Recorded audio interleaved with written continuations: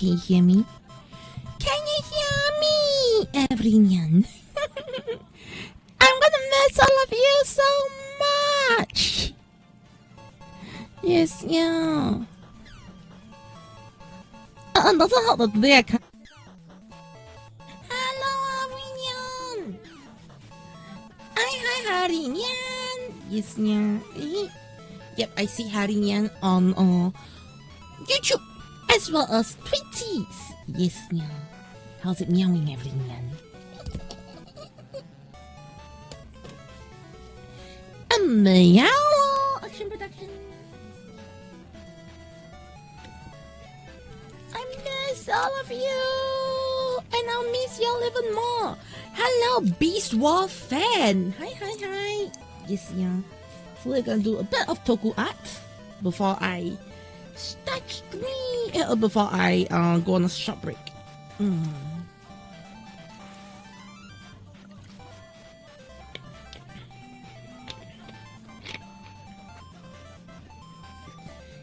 at the movies, enjoy. Wait, you're watching the zoo thing, right? The zoo show, right? Oh my god. Zootopia, am I right now? I'll be back on Monday. Because tomorrow onwards I'll be preparing for event, yeah? So I won't be able to stream unless some random stream, yes, yeah. Which is also why this coming week all my watch parties will be delayed by 1 day. Yes, yeah. So our weekly new episodes will be moved to Monday, then the one we move to Tuesday. Yeah. Just for this week. Yes, yeah. Yeah, show. I'm sorry, everyone. I disappoint you. But I hope you won't be as disappointed as I'm disappointed in you. You saw Wicked Part 2. You said, I want. Okay, you know what? Let's just get stream moving.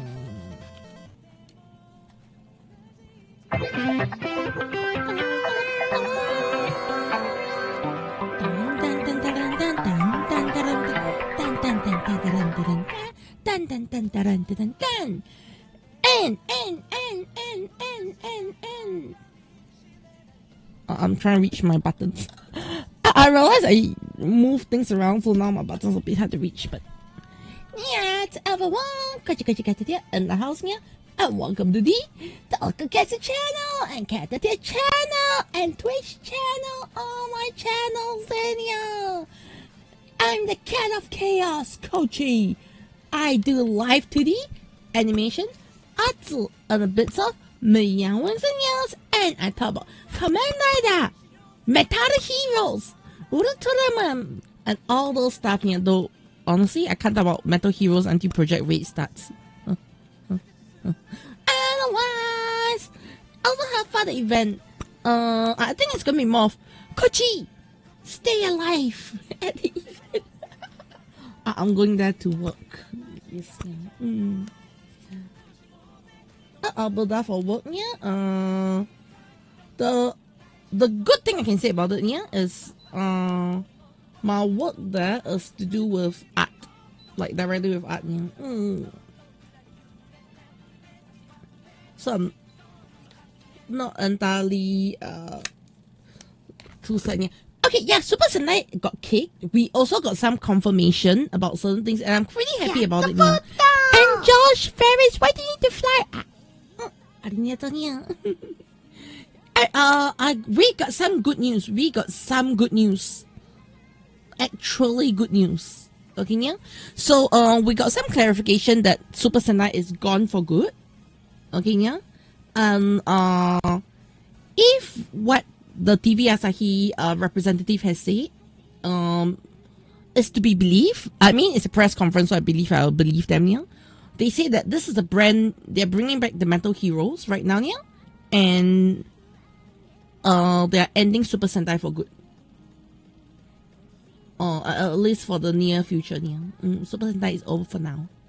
Okay, so I feel like in the aspect, yeah, I'm kind of happy that, you know, rather than having this very weird space of, oh, Super Sentai is related, but not really related. But you know what I mean? Like, we don't want Gavan to just use all the Legend Sentai or all the Universe Hero powers, right? Imagine the only thing about there's going to be so much confusion with the whole Gavan thing if they really did that, yeah. So I'm kind of glad they are not going that direction. That is the first thing that they mentioned here. The second thing that they mentioned, which I really appreciate, yeah. Okay.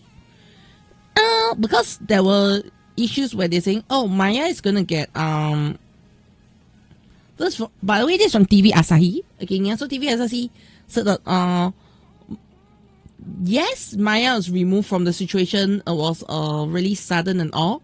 However, one thing they can guarantee the fans right now, if nothing changes, yeah, is that Maya will not be having to pay for any of the production reshoots. You see, mistakes that adults made will be covered by the adults themselves. And Maya is just a kid. So I think on that hand, TV Asahi kind of understands that someone messed up, it's not Maya.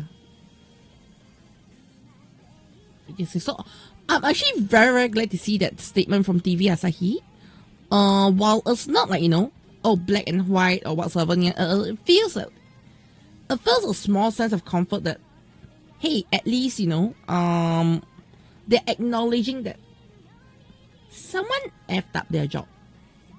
Yeah, dang TV Asahi. I know. Hello, Math Place. How's it meowing? Yes, yeah. I'll read the direct like, you know, Google Translate the thing. They say, Maya is a kid, and you know, problems adult created, adults will solve it themselves. Yes, yeah, so she doesn't have to pay. So whether, you know, Seiji is going to get sued by Toei and the sort of stuff, it's for the adults to sort out. Yes, yeah, basically Maya is out of the picture for now. Yeah. But that's also brought up. Yeah, makes sense, right? And I'm kind of glad because initially, you know, Seiji was, you know, putting out threatening things like, it's Maya's fault that we lost money and sort of stuff. So I'm kind of glad that it has reached a point where, at the very least, I hope she doesn't get sued. If she gets sued, I hope that TV Asahi, you know, as promised, stands up for her. The sort of thing. But yeah. So overall, I think that's good news. Alright, also, another thing is, Godzilla is butchered. Yes, I'm gonna put it out there. Godzilla is butchered. For real. So, originally, okay, if you have remember, Godzilla's original air date was supposed to air until February. Right? What has happened right now is Gavan is going to start airing in January. Yes, they have actually slashed off more episodes from Godzilla. Yeah. So Godzilla is officially butchered. You know, it's the point I feel like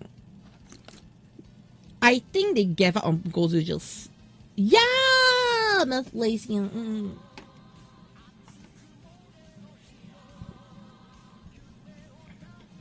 ending. Hello there. How are you doing today? Meet Mush Gaming. Good.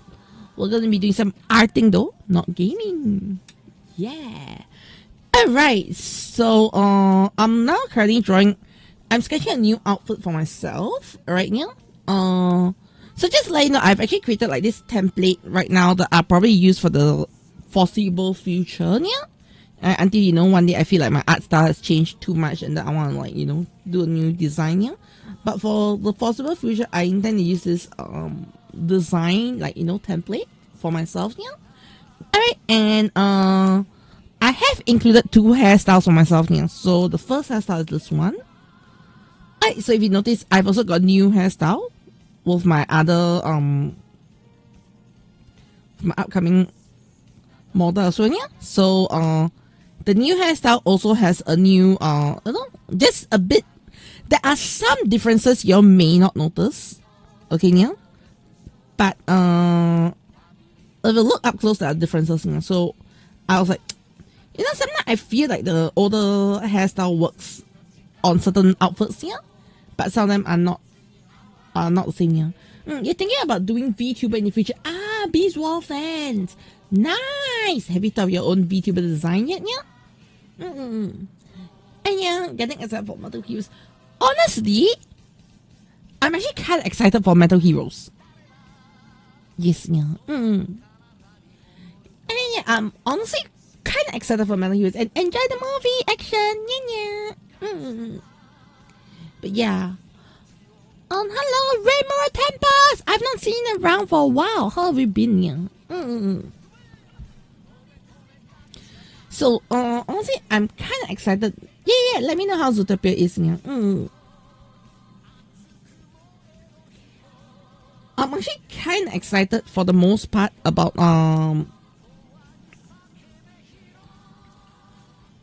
Alright,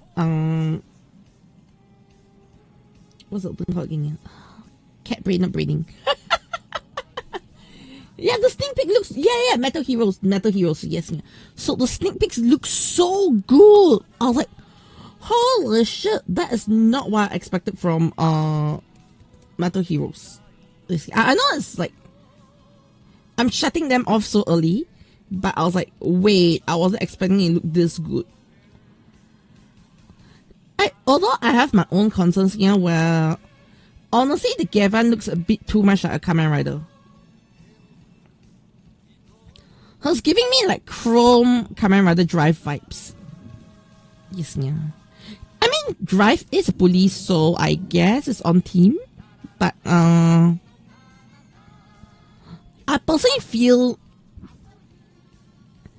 it's I don't know if they're gonna target the kids anymore. Like I did bring out a couple of times. I think kids are kind of like no longer a viable market for Japan. And the teaser looks, the teaser poster looks like cinema, and I absolutely love it. But I need to say that the upcoming Project Red will be my first full Metal Hero series. I've never watched a Metal Hero series like completely. Bits and pieces and all, yes, but definitely not completely, which is why I don't have that sort of attachment with Metal Heroes. The closest I have with Metal Heroes, to be honest, is VR Troopers Big Bad Bitter Box. Well, they're like, Japanese VR Troopers is coming. Yeah, you remember a movie where Kamen Rider, Super and Metal Heroes fought together? Yeah, exactly. And still me Sentai still makes the Metal Hero stuff. I mean, you see everything, but you're just not gonna be used to it. Actually, I'm kinda I'm gonna be honest. I'm kinda upset that they are removing Super Sentai from the roster. Because that was something I did not expect. Like, genuinely, as much as, I found that Super Sentai has always been not the best out there. I was actually quite shocked they went ahead to remove Super Sentai. Yes, I would not have expected that. I'll be like genuinely, it was not on my, it's not, I don't even have a bingo card. I'm quitting the call, no! Yes, Honestly, right now I see the whole Metal Hero stuff. I actually feel very I don't know. It feels very questionable on a lot of aspects. Like, okay, not questionable in a bad way. Okay, don't get me wrong. It's not questionable in a bad way, but it feels a lot more like I don't know what to expect from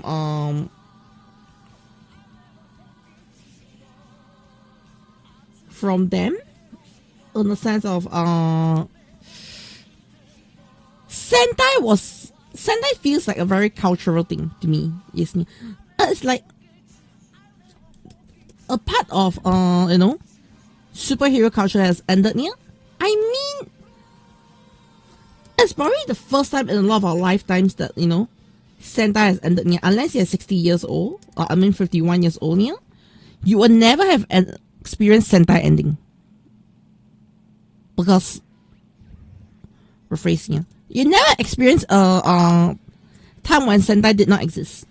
If you are not, you know, if you are 50 years old and below here.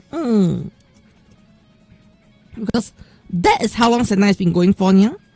It feels like a very... it's a very weird take on it. It's, you know, like, Sentai is finally over. It just feels so... You know, it doesn't have a nice ring to it. Yeah.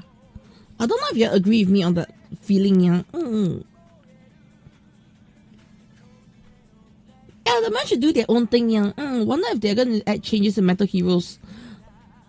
They're definitely going to add changes. They're going to add changes, yeah. That is for sure. Because I feel that the main reason why Sentai is being kicked out is due to overall earnings, yeah. And the thing with Japan is, they have never looked at the global market. That's the problem, yeah. Okay, I wouldn't say that's wrong because I think that's sometimes a good thing. They don't look at the global market, yeah. But because of that, a lot of their series have always been in this very weird space of only Japanese kids understand. Does that make sense, yeah? Something like, okay, you may not see as clearly, right, yeah? But do you feel like, you know, there's a lot of snacks in Gavu you have never seen before? Yes, yeah. I know now it's like, huh? Why am I bringing up Gavu, yeah? It's totally because of that, that's why I'm bringing up Gavu, yeah. So one thing in Gavu that I feel is, Gavu has a lot of snacks that if you're in Japan, it feels like a very normal snack. Okay, yeah? But if you're outside of Japan, there's a lot of, like, you know, the way the gummies are packaged, yeah, the way they talk about ice cream and all, it feels very, you know, Japan coded. Nothing is, don't get me wrong, there's nothing wrong with being Japan coded, yeah, because they're made in Japan. Alright, yeah? But what I feel with this whole thing being Japan coded, yeah, is they've never put international audience into mind, like, oh, will they know this snack? No. Whereas I feel like in for the first time ever, I feel like in Zetsu we never really have that. Okay. One thing the closer we had was, like, you know, the funeral looking setup for Namunia. But besides that, we've never had any, like, you know, very, very you know, weirdly coded things that general audience do not understand, yeah. Of course, you know, if you're a weeb like me, you probably understand more of the coded stuff, but I feel like that's not going to be something that, you know, most people in general know unless you live in Japan. Yes, yeah. And on top of that, there's also that whole Asian culture as well. Maybe it's because I'm Asian, so I know a bit more, yeah, but I feel like, you know, a lot of Westerners may not understand a lot of the Asian culture stuff. Yes, yeah.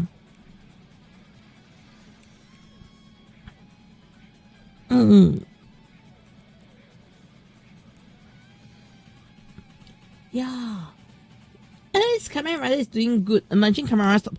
That will be a disaster if Kamen Rider stops, yeah. I'll be like in chaos. But Kamen Rider has stopped before. That's the thing, yeah.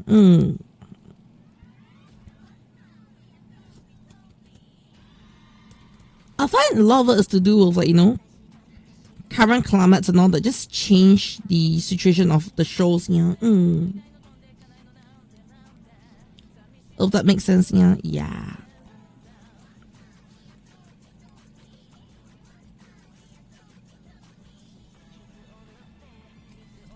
And I felt like a part of childhood that one, a lot of heroes already got butchered or cancelled. Yeah. In fact, I was really sad when Ultraman was gone. Yes, yeah. Okay, if I gotta be honest, yeah, I've never really felt Kamen Rider going missing was an issue. Okay, yeah, because it never really dawned onto me, like, you know, Kamen Rider was like when I really got into Kamen Rider, like on TV, yeah. It was already on TV. Does that make sense, yeah? But Ultraman was in a limbo when I was like, you know, a kitten watching shows on TV, yeah.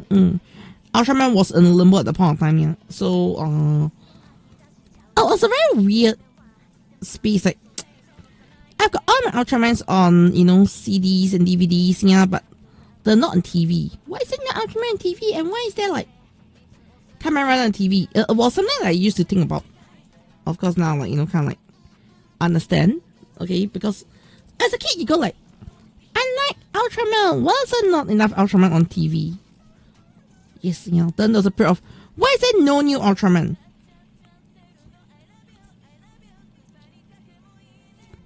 Yes, yeah. So it was this very weird spot that I felt. Okay, well, Ultraman's break wasn't as long. Okay, pre-Tiga, I didn't experience that break because Cat did not exist. Yes, yeah. I mean, at least tolerate Asian cultures to be tolerate is one thing, okay, yeah. So raw TV, yeah. I feel tolerate is one thing, but I feel it's just more of you need to understand a bit to fully grasp a lot of the nuances in the show. Yes, yeah. Because I feel like the show does have a lot of, like, you know, Asian nuances that just skips over everybody's head, unless you're Asian. That sort of thing, yeah. And there's nothing wrong. There's nothing wrong with that, okay? Don't get me wrong. I feel there's nothing wrong having this kind of like nuances that get glossed over here. And the main reason why I say there's nothing wrong is because I feel, number one, alright, there is no need for every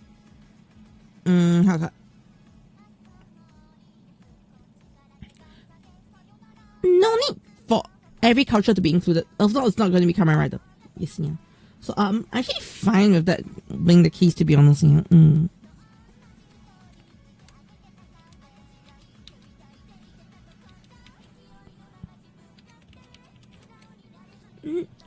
Yeah.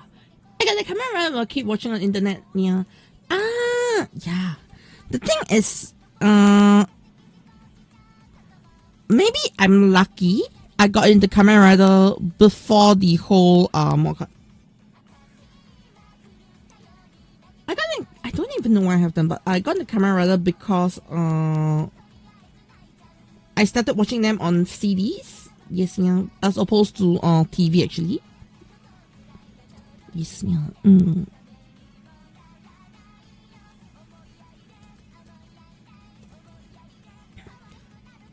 And the first Kamen Rider I actually watched on TV was actually Ryuki.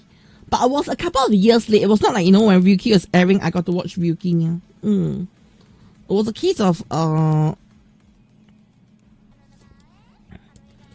Ryuki happened when they had English dub for Ryuki. Yes, you know, I watched Ryuki for the first time was in English dub. So using that as a, you know, base, you know that it was not like, you know, as Japan ad, I watched Ryuki. No, that never happened. I was sure it was the case, yeah, but that never happened. But the first rider I watched on TV was Ryuki. Yes. Yeah. Honestly, I visited Japan before, yeah. To be fair, Japan was not was a lot of what I hoped for it to be, yeah, and also a lot of what I didn't expect it to be. Yes, yeah. Like, one thing I say is I expected to enjoy Akiba a lot. Okay, yeah. Like, you know, Akiba is supposed to be like the holy grail for otakus and all, yeah. I expected to enjoy Akiba a lot.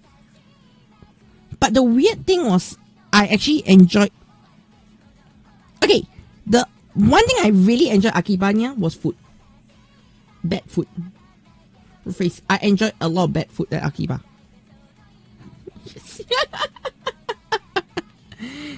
I'm not even going to call it good food, okay? Yeah. Just a lot of bad food in Akiba. Main reason why yeah, is cafes, Final Fantasy Cafe, the sort of stuff. Yeah, it's all in Akiba, so I enjoy a lot of bad food in Akiba. 5-star bad food. Yes, yeah. Okay, but 5-star bad food aside, yeah, aside from one camera shop and one card shop that I really enjoyed, I thought Akiba was very underwhelming. Yes, yeah. I don't know. It's not what I dream Akiba to be. Yes, yeah. Like even the shopping aspect of Akiba, yeah, I thought I had enjoyed a lot more at No, there are great food elsewhere at Rimuru Temples. Yeah, I was talking about I went to all the cafes like Kamen Rider Cafe, the sort of stuff. Yeah, Final Fantasy Cafe, Monster Hunter Cafe. So that was where I ate most of my Akiba food there.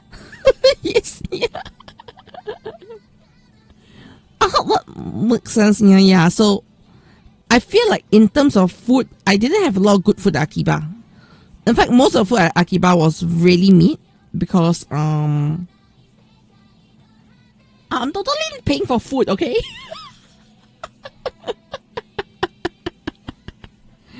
Yes, yeah. Those sort of things. Yeah. So I feel like in the aspect I can't openly say that Akiba's food was the best or whatsoever, because honestly it was not.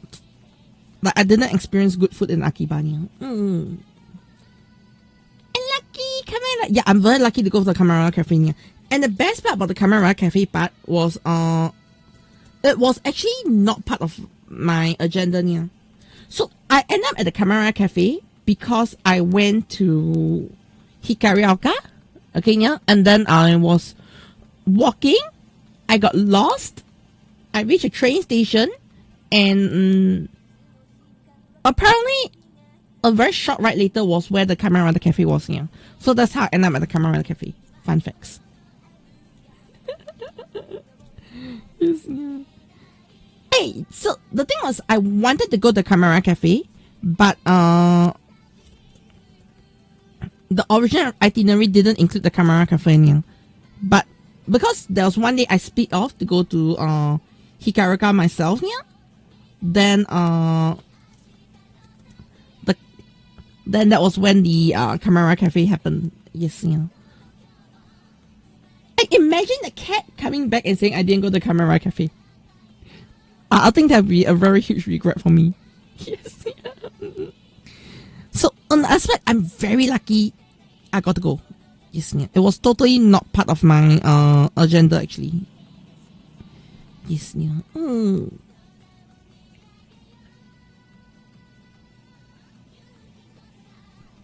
Yeah. The Kamen Rider Cafe food is good, although just okay. Can I say among all the themed cafes I went to, okay, yeah, I went to Monster Hunter, I went to Final Fantasy, I went to Kamen Rider / Super Sentai, so they're actually like superhero cafe. Yeah. So the best meal I had in all this theme cafe was actually at the Kamen Rider Cafe. Yes, yeah. Okay, as much as say Kamen Rider Cafe, right? Yeah. The Kamen Rider dish I ordered was meat.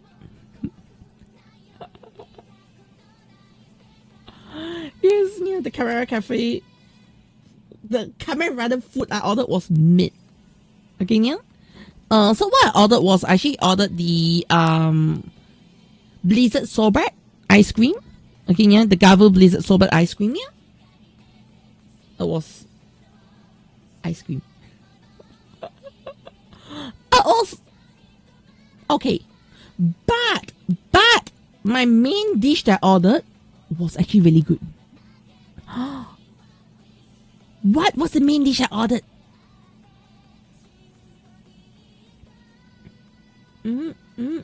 Okay, yeah, the main dish I ordered was drum roll, bonbon curry rice. Yes, yeah. So boonboomger is going on. So I literally had like the car-shaped curry rice. That was so good. Okay, yeah. That was so good. Okay, yeah. I think that's probably like the best best cafe food I had then, yeah.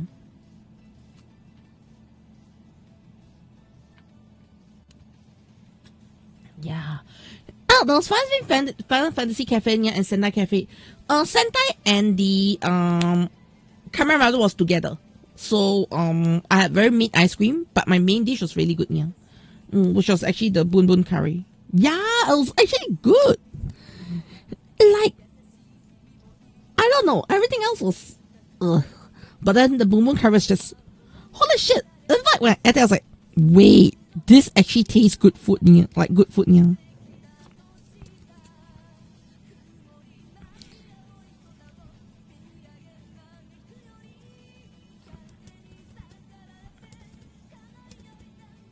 Yeah, and someone who doesn't like to waste food, okay, yeah. Let's just say that all the food are edible, okay, yeah. Whether they're good or not is one thing, but all the food I had at the cafes were pretty much edible, yeah. There wasn't like, you know, any food that was like so bad that I couldn't eat. Unlike, okay, yeah, the cafe in Singapore. So, Singapore, you got this Any Plus Cafe. I had food at Any Plus Cafe once, and then the food was so bad I couldn't even finish it. No, I actually went there a couple of times. The first time I went, the food was okay. The second time I went, I can't remember which event it was. Like, you know, they always have collaborations going on and on, yeah. So my second visit, I didn't finish my food. I know the first visit I finished. You see, I only went there twice.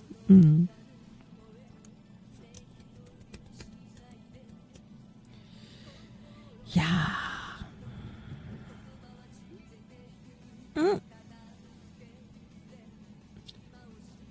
I eat the famous curry rice of Satoshi. I remember. You can't remember a feel from FFXIV. You get emotion when you hear a voice. Why?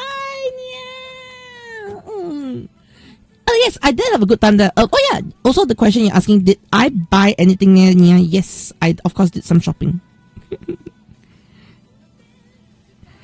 What will Japan be without shopping? Yes, yeah. Though, I gotta say, I'm kind of regret also, yeah, when it comes to shopping part, because when I went there, I was going there on a pretty tight budget, yeah. Because this year, for the most part, my finances have been in a mess. Yes, yeah.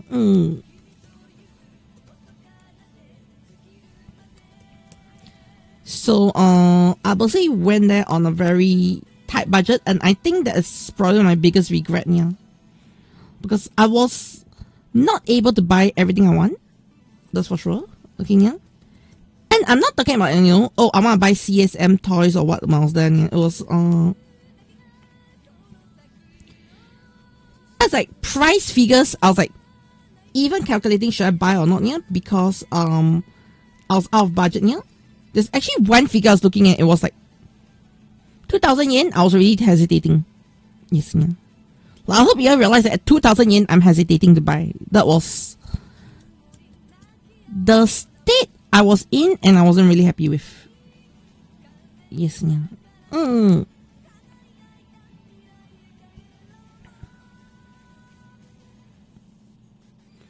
Yeah. And hello, Nana Shepherd. How's it meowing? Yeah.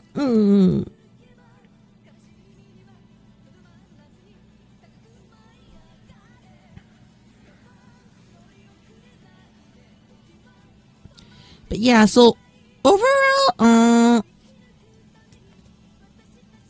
yeah, well, like I said, I did enjoy my trip there. No doubt, me. It's just, I couldn't enjoy it to the fullest. Yes, yeah. I think that was the biggest thing I struggled with. Yeah, I have pictures to keep. Yes, yeah. Maybe next time in the future. I Okay, the thing is, I have been thinking of I feel that I do want to do like a Japan stream. Yes, yeah, you heard me right. I was thinking of doing a Japan stream.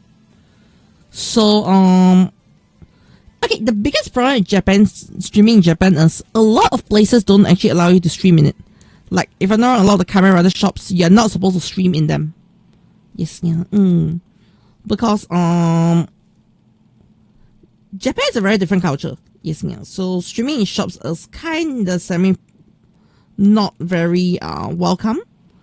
In fact, okay, a lot of the card shops that content creators stream in, they completely ignore the no video, no photo sign outside. Yes, yeah. Also, fun fact, you're not supposed to take any photos or take any videos in the Kamen Rider Cafe. Yes, yeah. Also, personal cafe. No videos. Photos, okay? No videos. I believe that's to prevent people from live streaming. Yes, yeah. Like, they can say, oh, no, I'm only recording video, not live stream. I feel that there's a chance to prevent live streamers in general. Yeah.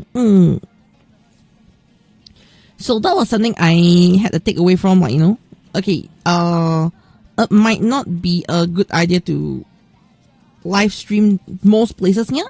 However, I did think about, that's something I'm just toying with, yeah. Okay. That's something I'm just toying with mentally, okay, yeah. I've got no concrete plans, but, I was thinking of doing a tokusatsu stream there. Yes, yeah.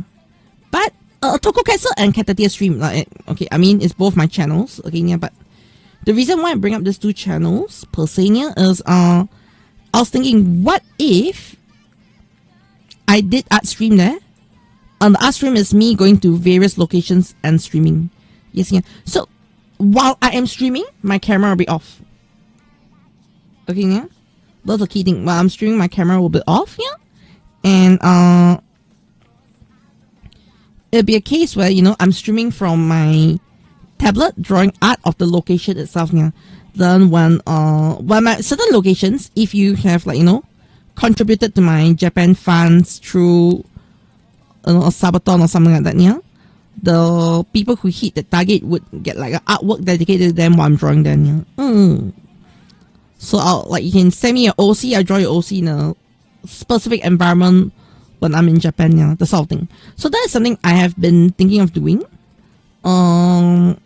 Which is also the reason why you see I've been trying to practice my art a lot lately, yeah, because I do want to make sure that my art is of a standard that, y'all wouldn't mind, like, supporting, yeah. Gonna make a plan when you go, okay, with the it sounds like a smart idea, right, yeah? Also, it's a good way for you to get art. Yeah. The thing is, I don't like to ask y'all for, like, things and then you don't get anything in return, which is the same reason why I'm like, I think the best way for me to do is to, give you all like a dedicated commission, yeah, and then I finish from there, yeah. So if I'm gonna take a plane there, I have to take a plane there. Okay, so the plane to the location itself, to Japan itself, is gonna set me back by about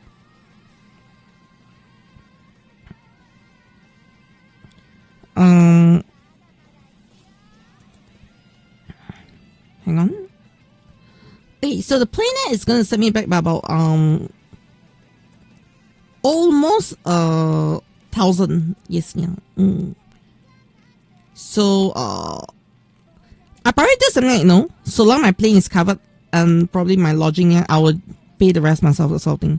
So I won't expect like to pay everything, if you get what I mean, yeah. But support wise, I'm looking probably some support for the airplane trip, yeah.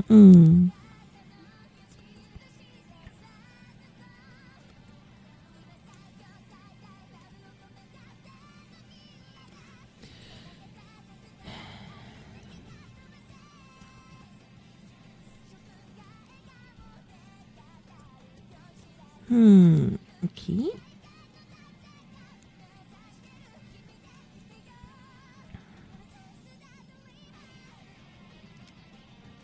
Oh, by the way, I'm actually struggling a bit trying to plan the design for this one, yeah. Mostly because I'm trying to wrap the design around the boobas. yes, so I'm trying to mentally visualize how is it gonna wrap around the boobas, yeah. That's pretty much it. But once I figure it out, it should be fine. But that's also part of the reason why I decided to do like a character design sheet, yeah. Because unlike Zetsu, well, I gotta say Zetsu is pretty easy to plan. Okay, yeah. In fact, most riders are kind of easy to plan. But I'm gonna try to do like, you know, a Kamen Rider outfit, yeah. But this case is a little bit difficult, yeah, because honestly, it's very busy. Nox Knight design is actually very busy, yeah. Yes, I am doing a Nox Knight outfit right now. Yes, yeah. In fact, I actually have the post of the Nox Knight artwork I want to do already, yeah. But the problem was I was like, wait, how am I supposed to handle the design? So I put a pause on that one, yeah, and went to work on the design first, yeah.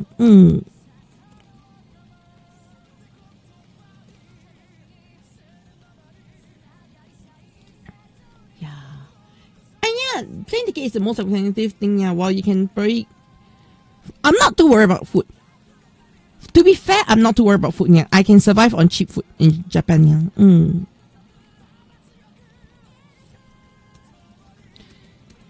Hey, fun fact, do you know that convenience shops are not the cheapest food sources in Japan? Yes, yeah. It's one of the cheaper ones, but convenience food is actually not the cheapest. There are cheaper places to get food, yeah. And then on the convenience shops, if you know where to find, yes, yeah. So the best place to get food, like I had ramen for like 500 yen. Yes, yeah. Like full-fledged ramen, okay, yeah, not like, you know, those budget ramen or what. Yeah, I have full-fledged, freshly cooked ramen for 500 yen. Yes, yeah. Yeah. I'm not really diet. No. Wait, they're not? No, they're not, yeah. So I actually found this ramen place at Asakusa that was actually very cheap. Yes, yeah. Hey, problem number one. No English menu. But then you'll be like, oh, that sounds cool. Okay. It is really cool, yeah, but zero English menu. Okay, yeah.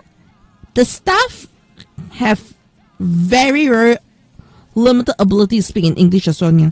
So I was literally ordering because you need to understand I cannot read Japanese. So I was using Google Lens to make order, but I was able to speak to the staff. So there was no problem. Yes, yeah.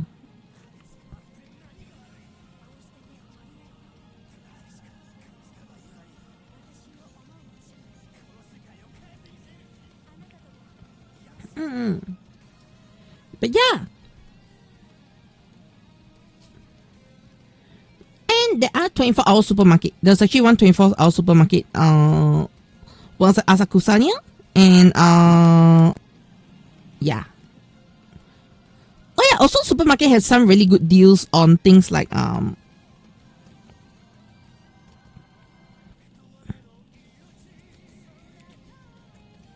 what's the thing called here? They're very good deals on food as well, supermarket. In fact, their supermarket prices are sometimes better than convenience. Yes, yeah. So always check them. Like supermarket has those they also have like convenience style food. Okay, yeah, but they go on a discount after I think dinner time, so you can go grab them, yeah. And they're actually pretty nicely priced, to be fair, yeah. Also, not health advice, yeah, okay? But you can be like me and buy supermarket food for your next day breakfast. Yes, yeah. If you are like, you know, on a budget, you want to save, yeah, just buy your next day food during for breakfast, yeah.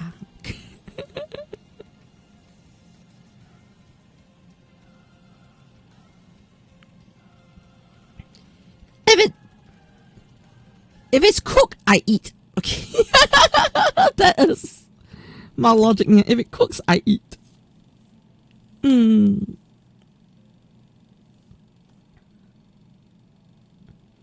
Yeah. Yeah, Google Translate. Yeah, it's hard to understand a little bit. So best have app that can translate stuff.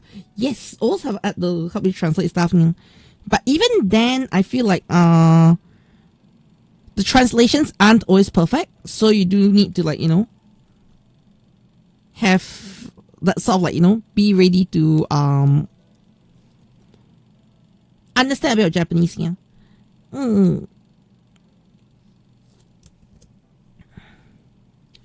Also, I don't know, have y'all seen the Duolingo AI update? Yes, yeah. Okay, I'm actually very tempted to subscribe to Duolingo for the AI update. Yes. And ding dong ding, yeah, Elemental Boy, how's it meowing? Hello, Root Taro's Life, how's it meowing? I was cut your edit mindset. Yes, that's what I do, yeah. And no, okay. So, apparently, you know, people were very pissed at Duolingo. Okay, so Duolingo is like this language learning app. Okay, yeah, and a lot of people were pissed with Duolingo, recently, because Duolingo said, oh, we're gonna incorporate, AI into our classes. And I actually saw a preview of it. The way they use AI is actually really good. Okay, half of it. So one half, they want to, like, you know, come out stories using AI for you to, like, learn your language. Yeah? I think that is shit. Oh, AriNyaTou. Okay. I think that's nothing but BS. Okay, yeah? However, okay, this is where I give credit where credit is due. Okay, yeah? However, what I'm very impressed by Duolingo, though, is they got a separate portion of it where you can actually call the characters. Yes, you know, like there's this character, you can video call them. Thankfully, it's a phone call, and then they actually use AI to converse with you in the language you wish to converse in. And not only that, so what? Let's say, for example, you learn something in class, okay, yeah, or like in a digital class of Duolingo. Yeah? What happens is it translates your lessons into practical use discussions. Yeah. So the biggest problem with learning a language is actually having someone to speak to. Yes, yeah. So even for me, most of my Japanese practice comes from the Ultraman card game. I play with just Japanese players. Yeah. So that's where most of my practice comes in from. Okay. But that is also my biggest weakness. Does that make sense here? Like my best form of practice is my best form of my biggest weakness as well. Yeah? Because if I'm heavily dependent on, like, you know, if I'm heavily dependent on the game to learn, okay, the biggest problem is I will only have things from the game to learn. Does that make sense here? I actually do not have anything outside the game to learn. Yes, yeah. So that's very weird aspect of I want to learn, but I do not have that practice partner to help me learn Japanese. Yeah. So in this aspect, they actually come out, like, you know, AI chat, like call app, okay, a voice chat app. Yeah. And then they actually speak in language, and they, okay, so for example, if today you learn about food, then the topics they talk to you will be about food. Yeah, then they correct you based on the lessons you have learned, because they still have some level of structured lessons in Duolingo. Yeah? So I feel like, hey, that's actually pretty cool. All right. If you get, like, you know, structured lessons, like if you get to talk with whatever you learn in your structured lessons, yeah, I think it's actually a really cool concept. Yeah. I'm not okay. I'm not like 100% anti-AI, but also very anti-AI when it's very poorly used. Yeah. So when they say, okay, we're gonna come out stories like they say, oh, give your situational stories to learn, and then these situational stories can be generated from AI. It's good. They say it's good, yeah, because they don't need to hire people to write the stories. And to me, I want to hear the stories people write versus listening to AI slop. Does that make sense, yeah?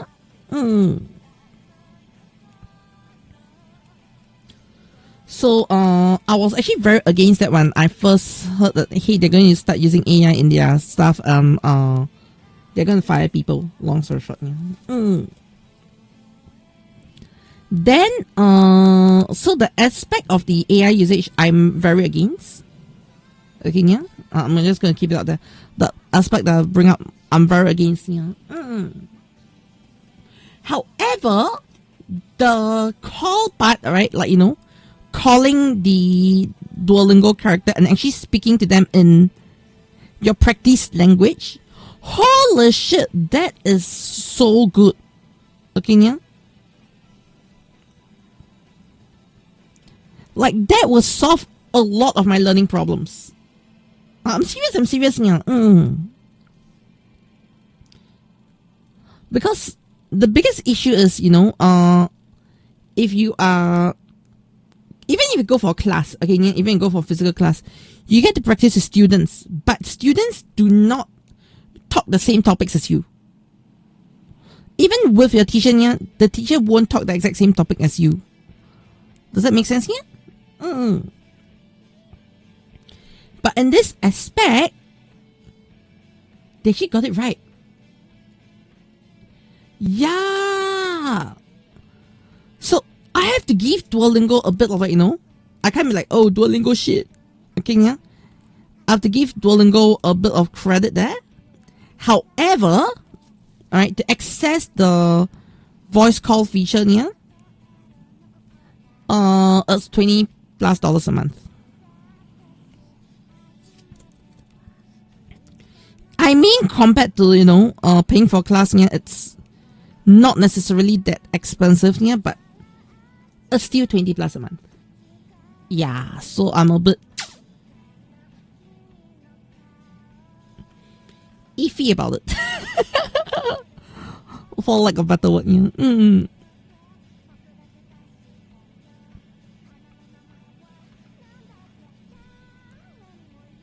Yeah.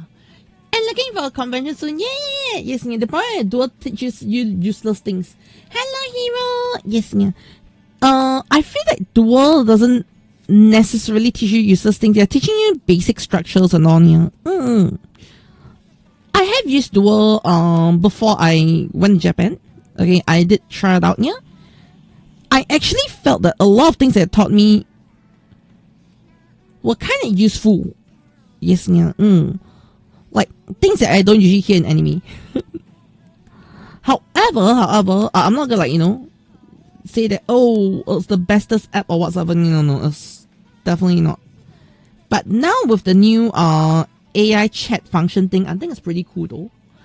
And yes, yeah, hero, yeah.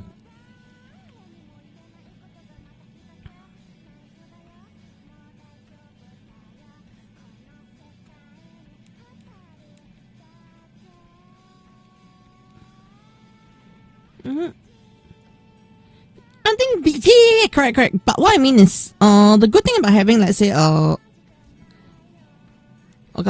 an app to help you. Yeah, I'm talking about it from like if let's say you just looking at it from like just the app alone. Yeah. One thing I am tempted with, okay, yeah, is because they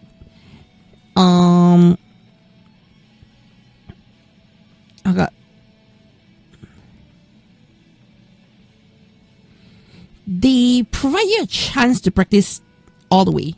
Yes, yeah. Which sometimes, like you can practice anytime, like after stream I can go like, okay, I can talk to Duo for like however long I want to before I go and sleep. That sort of thing, yeah. It was just that aspect of like, practice convenience, yeah. that I really appreciate. Of course, I will not like, replace things like me talking to the people in the Ultraman Discord here, because I talk to them in Japanese. So I think so far that's the best practice for me. It does not replace that, but I think it's also a good, like, addition to your practice options. So in the aspect, I have to give Duolingo some credit. Not a lot, but we'll have to give some credit. I think it's a cool concept. Yeah. Get the photo! Oh, AriNyaTou niya. I did learn to speak Japanese. The main things you do is get camera and stuff. Yes, niya. And Monster, what am I drawing? I'm drawing my Kamen Rider Nox Knight outfit for my own model niya. Yes. So okay. Oh yeah, just now saying that I actually have the post done for artwork that I want to work on here. Let me put it out for you.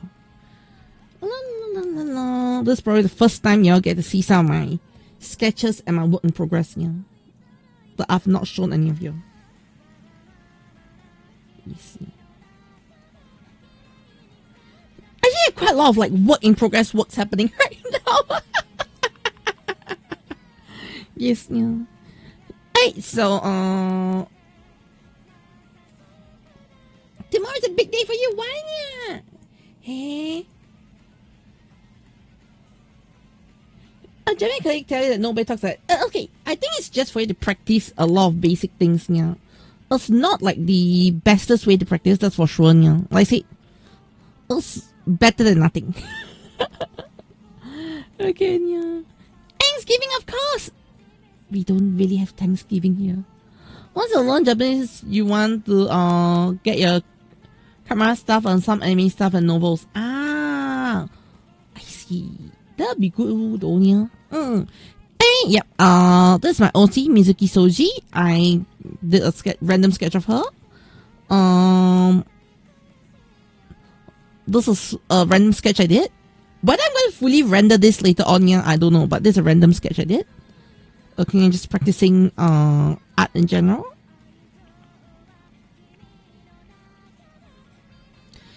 This is one of the artworks that I did recently. I don't think I posted this yet, yeah. Yeah, this was I was trying out some new rendering styles here in this one. Then okay, this is the Nox one I'm working on. Yes. Yes, so I was actually playing the pose. I go like, what is Nox outfit going to be? What's my camera Nox outfit going to be like? Yeah. Then I was like, okay, I need to get to the drawing board. Yeah. Oh, y'all want to get stepped on, right? Chat. It looks over AriNyaTou. So this is one of them that I am planning to work on. Okay, yeah. All right.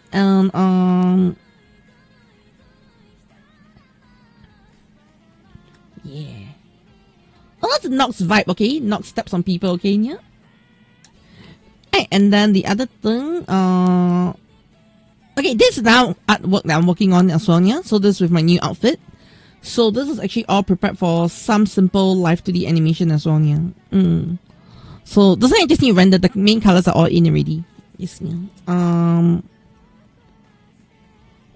Alright, shading and render needs to go into this one. Okay, this one, this artwork over here, this sketch over here, yeah, I've reserved it for a very specific character already, yeah. You see, like this pose was in my head for a very long time. I thought this pose is okay, a bit spicy, okay, yeah. But alright, so anyway, depending on how high I'm stepping, I'll step until your wallet is empty. Anyways, yeah, this one I was thinking of drawing the character for a while, yeah. And then this pose just came to my mind. I sketched out the pose first, but then I'll finalize the details later on, yeah. But I just wanted the pose to be out first, yeah. Any guess on what character I'm drawing in this pose?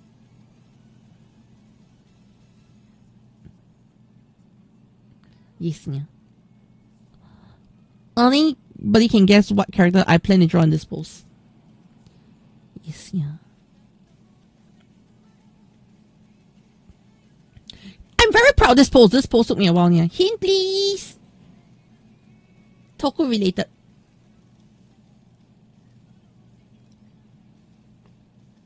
Yes, yeah.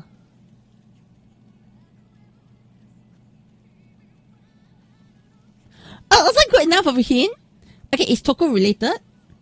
The character uses a sword. But he can only use a sword if his boyfriend permits him to use it.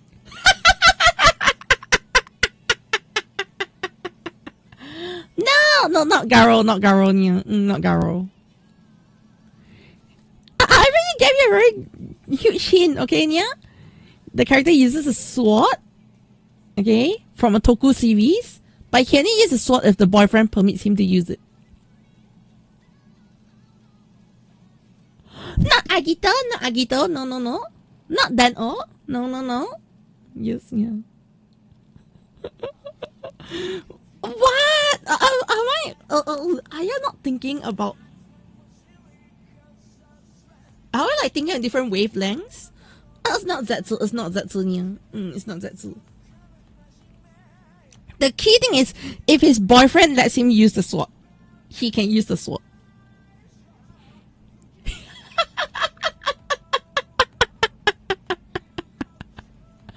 Yes, yeah. Super Sentai related? No.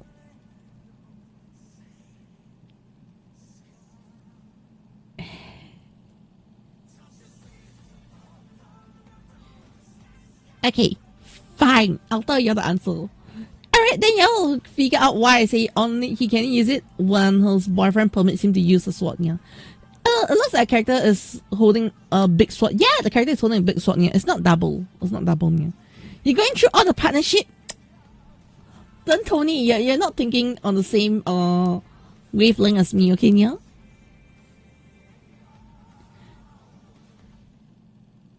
I'll give you another hint, okay, yeah? Before I give the answers, maybe I can give you another hint.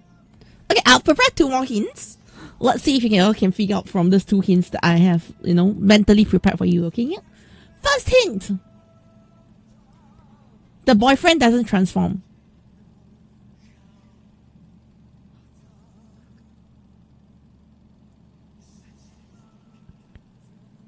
That's the first hint. The first hint is the boyfriend doesn't transform, yeah. Nope, it's not there, no.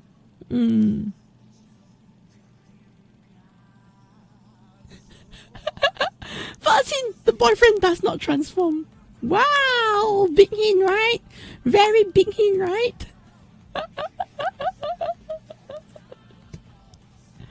You see, very, very big hint, right? Tony, are you really sure you can't get it?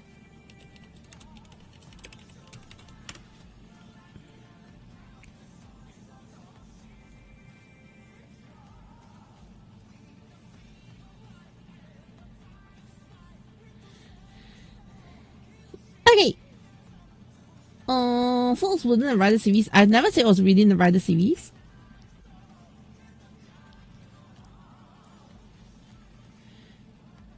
Hey, let me give you a second hint, shall I? Yes, second hint. Okay. Alright, this is not his default form. Hello, Icarus! How's it meowing? Yes, yeah. Hey, now they're trying to guess which, what am I drawing here? Yes, yeah.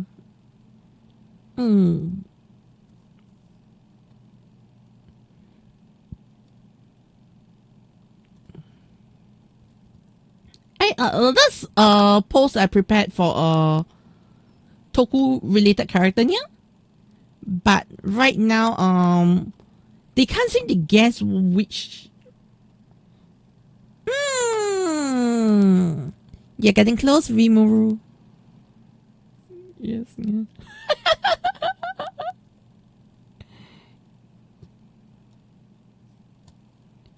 Yes, yeah.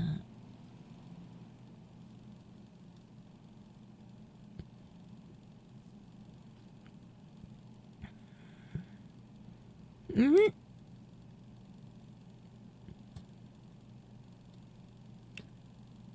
I mean, once you know what it is, you're like, oh. Do you need another hint? Yeah? Tony, do you need another hint?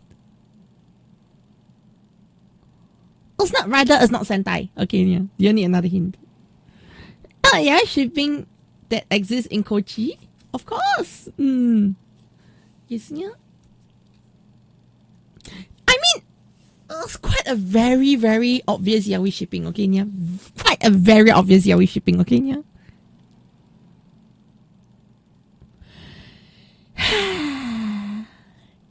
And you can figure out. That's a tough question, yeah. Yes, Omega. Omega Reckoners armor. Yes, yeah. So I intend to actually do the whole Reckoners armor on this setup, yeah. Yeah.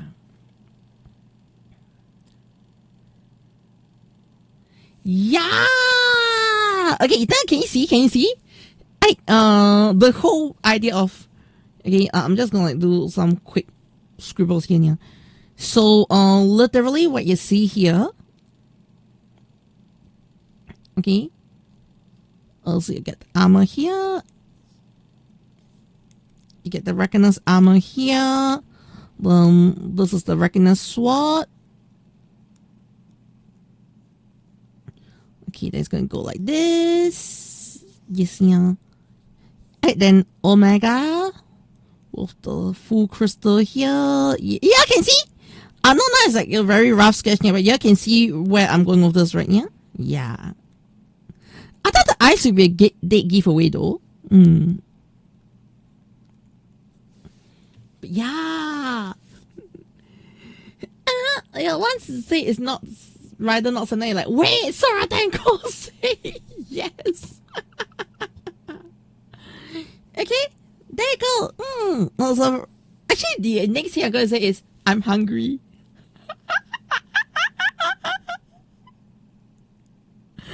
Yes, yeah. So yeah, with this you can see roughly, it's actually quite a doable pose. Yeah. Though I'll probably have to like resize the head, that sort of thing, yeah, to make sure that it looks visually correct before I finalize the rendering. Yeah. But generally, the pose is already there, which is why I wanted to get the pose in first before I started drawing. Yes, yeah. And yeah, I hope that was a good, small little chat and sharing. You see. Oh yeah, I also finished one more commission today. Yay! Da, da, da, da, da, da, da, da. Yes, yeah.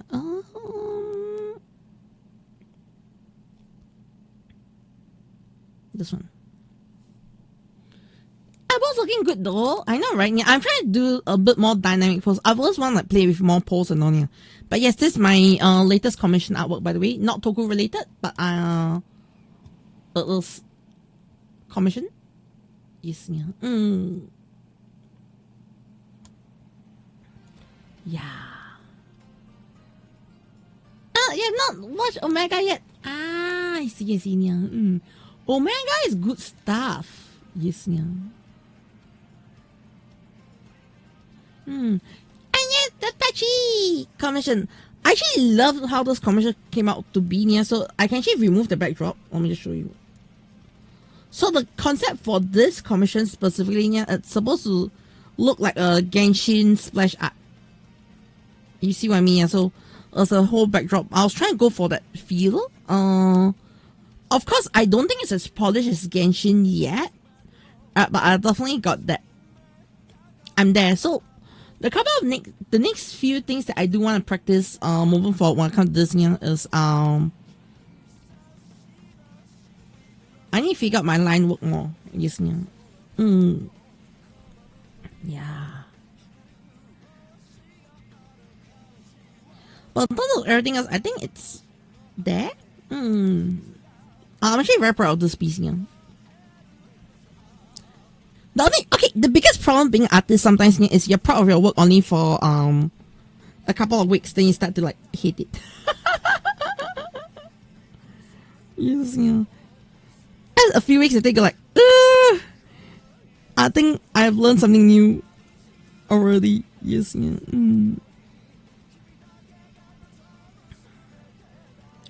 It's both the most depressing part as well as the most satisfying part of being an artist, yeah. Hating your work. Because you feel like you've improved. Yes, yeah.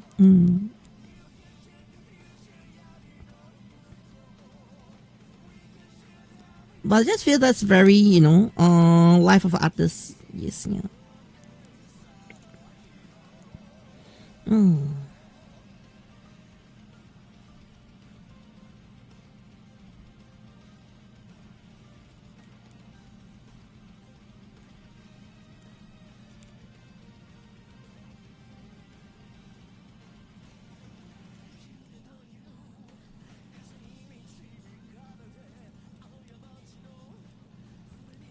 But yeah.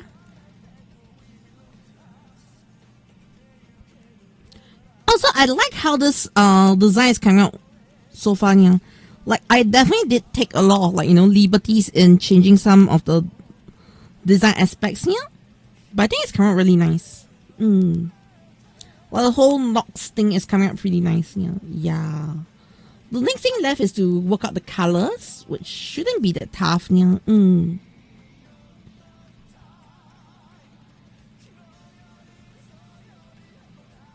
Then after working out the colors, yeah, would be working out the more finer details, I guess. Yes, yeah.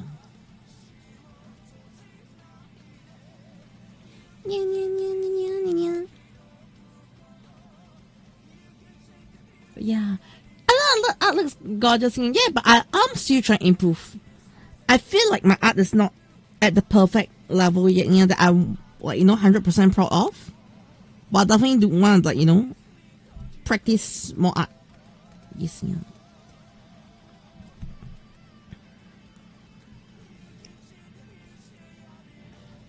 Also, part of the reason why I'm doing the art giveaway. Oh, by the way, do you know I have an art giveaway happening right now? Yes, yeah, for Toku Art, yeah. It's happening both on Twitter and Twitch. Yes, yeah. Sorry, Twitter and YouTube, not Twitch. What am I thinking? Okay. So let me get the link and just share it with you all again, yeah. I'll give you all the YouTube link, okay, and then inside YouTube link there's also a link to the Twitter site. So you got two options here.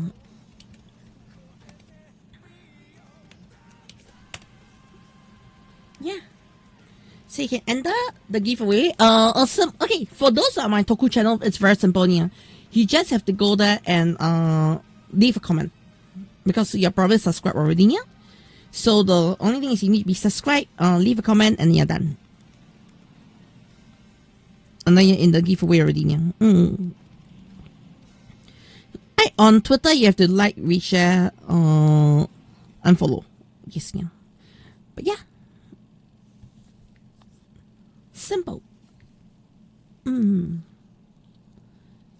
Yes, yeah. I'll give away, yeah. So basically you can, I'll draw something that you want. You see, I'm doing an art giveaway. So if you have, like, you know, oh, you want me to draw your characters or what, yeah, this is the best time. If you are, let's say, wanting to be a VTuber or what, and you want to get someone to do your, I don't do designs, okay? I need to keep it very clear. I don't do designs here, but if, let's say, you got your design, but you want, like, artwork for your VTuber, PNG tuber, okay, yeah, something like. So PNG tuber, it's like how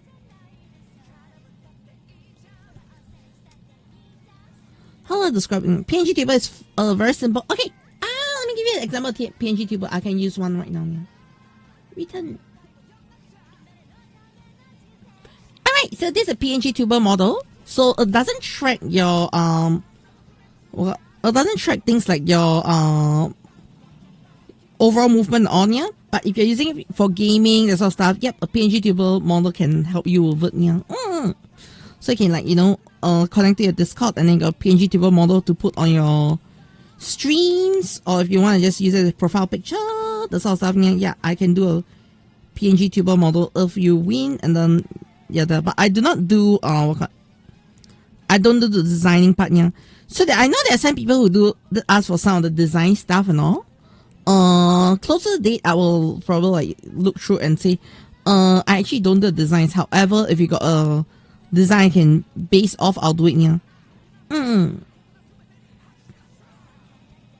At least for now, my main practice I'm aiming at is not designs, yeah. My main practice is the art itself. So I do have that sort of like, you know, small little parodies to get right. Though it's not really right or wrong. Yes, yeah. Yeah, this PNG cute, right? Yeah. Yeah, so you can get something like that done as well, yeah. So I can do that for you because technically, although I'm telling you, you can only have like one artwork, I can just do open close mouth for you. Like that is the amount of extra I'm willing to do on that sense, yeah. So if you happen to win and you want that, yeah, I'm cool with that, yeah. I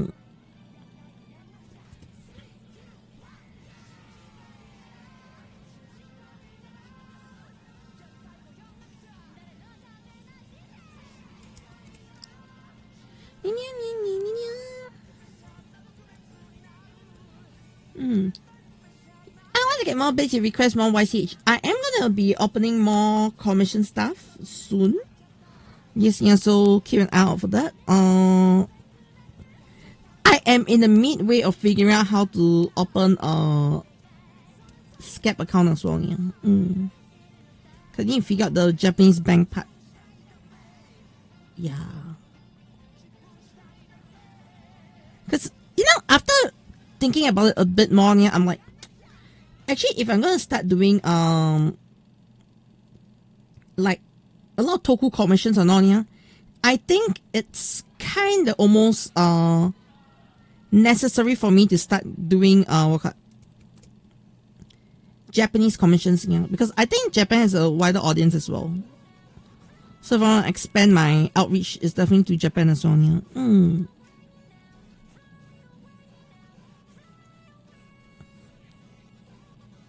Hey, nothing wrong with the English audience, it's just different. Yes, yeah.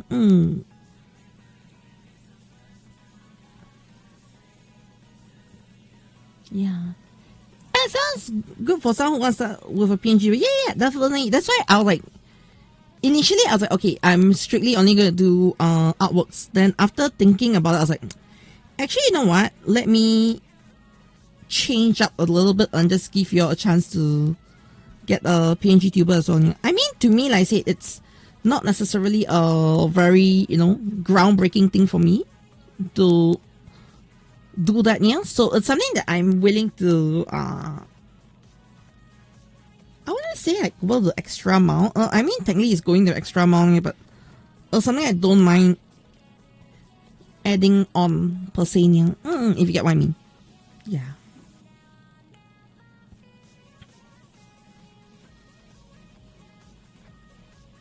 Get the photo! Ah! Oh, AriNyaTou.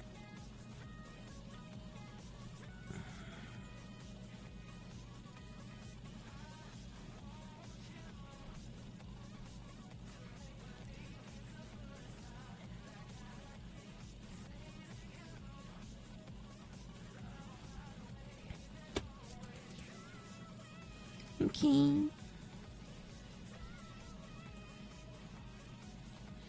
All right.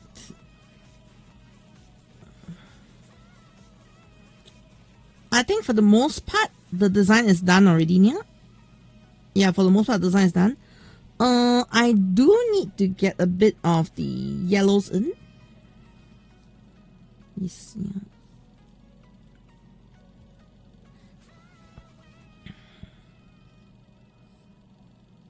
Yeah, but I think overall, we are almost done. Yes, yeah. Nox design is actually very busy, so I'm like, I'm not gonna, like, you know, follow the designs all the way, except for maybe the chest over here, yeah. But aside from that, I'm just gonna give, like, you know, some sort of like digital looking design, and I'm just gonna call it a night, yeah.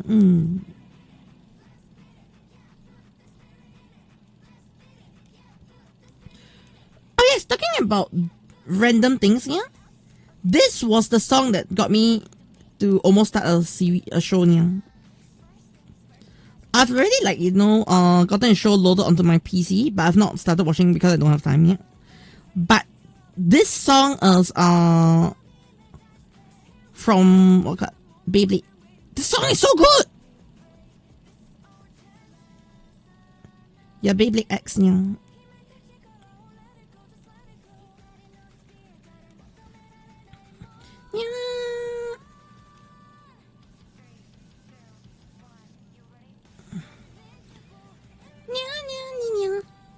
And I actually do a magical theme Super Sentai. Sakuramita, you mean for me to do? I think that will actually fall under, pretty much gonna fall under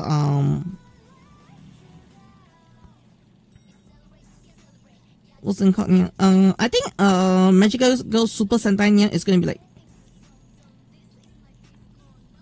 what's it called? Precure. Yes,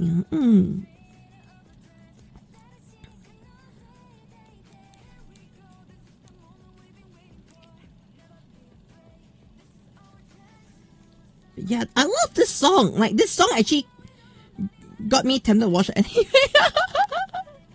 Yes, yeah. Magi Ranger, I think it's close, but not really, yeah. This song is great. Wait, can you hear it on YouTube? Did I forgot to mute it on YouTube? Oh no! This stream is gonna get copyright bonked. Fine, whatever. I was gonna get copyright bonked. Then, yes, you only get to see this today. Yeah, you won't see the VODs. Sadly. Yes, yeah. Ah! GG! Kochi messed up. Today's stream is no VODs. Okay, yeah.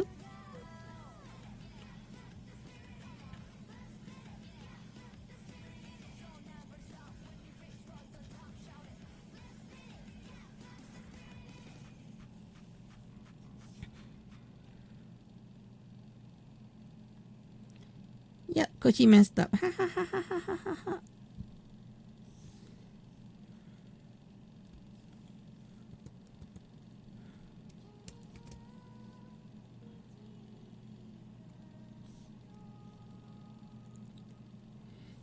Actually, I turned off the music for YouTube site, yeah, because of the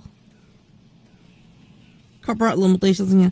Hey, also that's the reason why, if you have seen like some of the VTubers, they go like what's the term again, yeah? They do streams that are not non-archive, no archive, yes, yeah, no archive streams. But the reason for no archive streams is actually because of the inability to put up a lot of music, yeah. Yeah, Nox design is very busy. I've actually simplified the design quite a bit already, yeah. That's why this is the reason why I was unable to do red bots today. Yeah, sadly, yeah. That's the reason why I was unable to draw my outfit straight, yeah. She said, like Zetsu, I didn't have to do this level of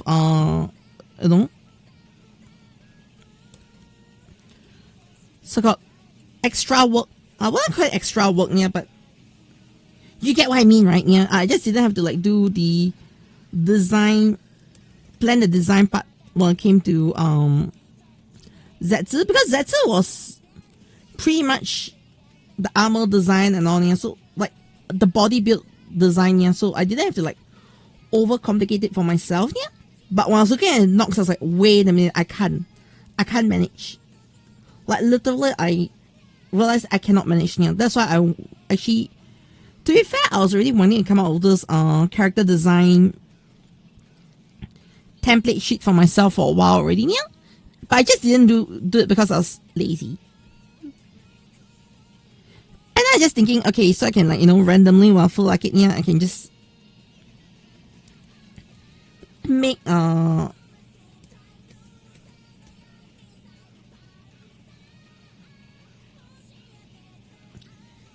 was initially thinking, okay, I can just be lazy and one day just do what's the thing called? Yeah,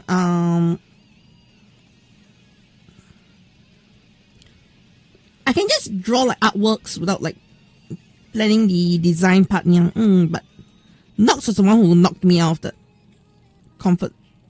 Yes, yeah.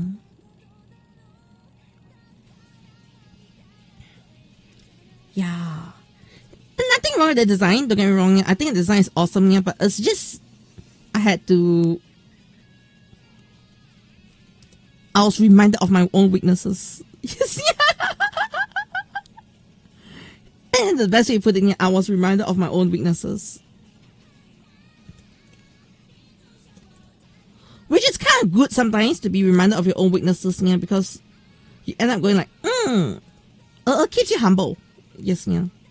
It's like, when I thought, okay, my art skills are getting somewhere, then I go like, oh shit, I cannot design off my brain. Yes, yeah. I need something flat.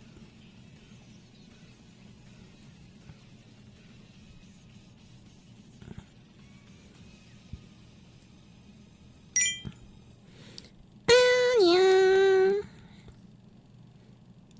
And not changing people's life once a day, yeah. Yeah. And ding ding ding, yeah. Elemental boy. I'm like, she's like, wait, did I miss a message?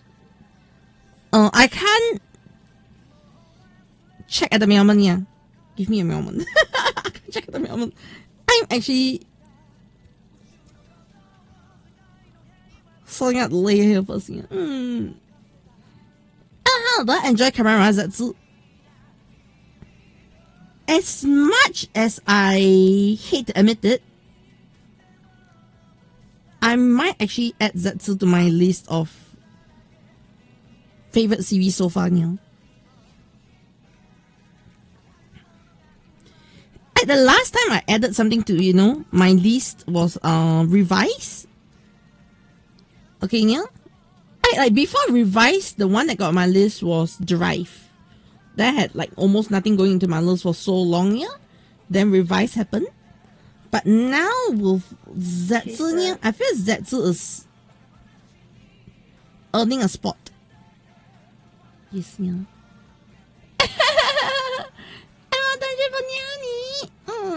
Yeah, I'm serious. Like, for those who have been on my channel, yeah, and you're like ask me like, Kochi, who's your favorite camera rider? I always go like, which is my favorite camera? I always go like, can I give you a couple? Yes, yeah. I always say let me give you a couple of camera riders, yeah. Because I've always found it's very hard to give you like, specific riders, especially when you try to limit my options to like tell you, to one. It's so difficult. Okay, so I usually end up saying I've got 6 here, and Zetsu, to be fair, is leading me to put like the 7th. Yes, yeah. Conveniently 7. He's agent number 7. Conveniently 7, yeah. Yeah, for sure is definitely leading me to the moment, yeah. It's definitely tempting me to put it in the list, yeah. Okay, like honestly, this year the other show that was tempting to put me on the list, for me to put on the list, yeah, is Omega. Like, I've always loved Ultraman, yeah. Okay, don't get me wrong, I've always loved Ultraman, yeah. But I've never heard, like, the closest I'll say a favorite of mine, yeah, would be Orb, Taiga, then Trigger was a disappointment. Maybe because I was too hyped for Trigger, yeah, so when Trigger didn't live up the hype, I just felt, yes, yeah.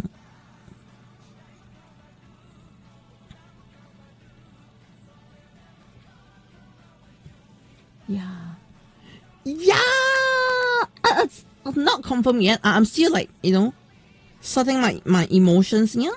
But as of now, Omega is very close to being one of my favorites here. Another thing with the last one that I really enjoyed was Deco actually. Yes, yeah. So if like looking at Ultraman, yeah, my favorite is definitely Tiga. There's like no standout except for Tiga. Tiga is like super standout for me, yeah. So you're asking which of the Ultras are like Tiga, Dyna,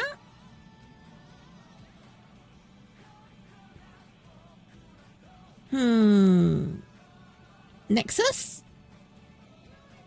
Oh,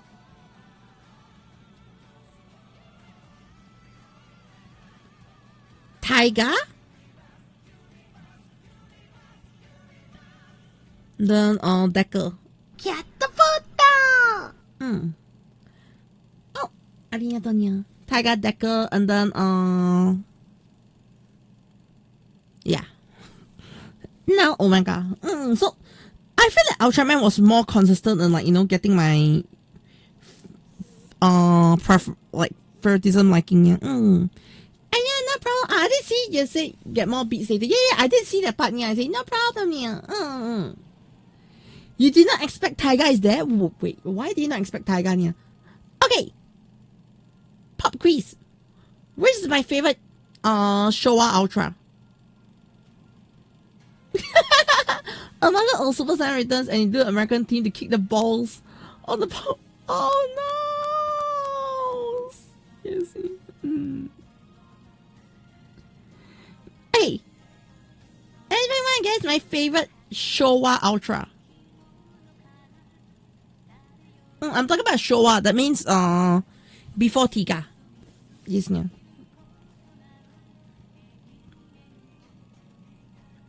Anyone want to guess my favorite Showa Ultra? No, not Ace. Yes, yeah.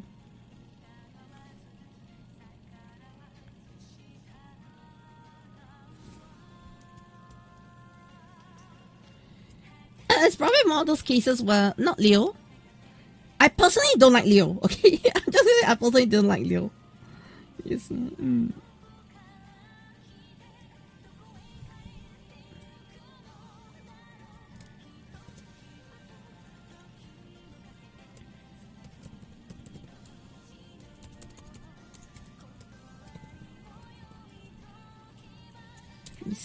And no, I didn't Showa Ultra. Oh no! Oh no! Oh no! Oh no!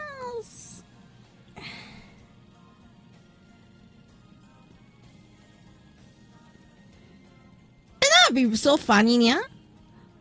Not Ultra 7, yeah. You know, it'd be so funny if I tell you, not Zophie. Yes, yeah. I hate Zophie. Hey, the funny part is, I believe if I tell you which is my favorite Showa Ultra, you go like, why did I not think of that, yeah? Hey, Tony, I'd be like, why did I not think of that, yeah? Not Deku. My favorite Showa Ultra is Ultraman number 6. Da-na-na-na.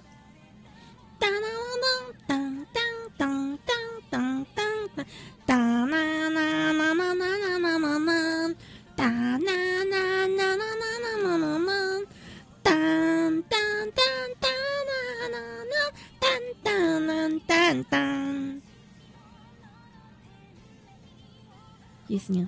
Taro! Yes. Oh, you actually mentioned Taro. Oh no! Yeah. Taro. I miss Elemental's message about Taro. Yes, yeah. It's Taro. Yes, yeah. Yeah, Ultraman number 6. Taro! Go man. But yeah, Taro is my favorite from the Showa era.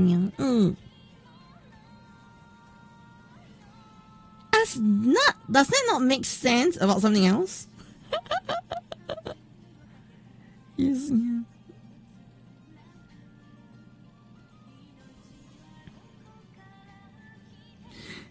Yeah. Okay, so that's also the same reason why I was very hyped for Trigger. But the problem with Trigger was Trigger did not live up to my hype. That was the most disappointing part. The reason why I was super hyped for like I said, could be an issue of I was way too hyped for Trigger. That Trigger just didn't live up to expectations. Does that make sense? Like when you're too hyped on something and it doesn't live up to expectations, it just yes, yeah. So I feel that was what happened to Trigger for me. But Deco was good. Yes, yeah.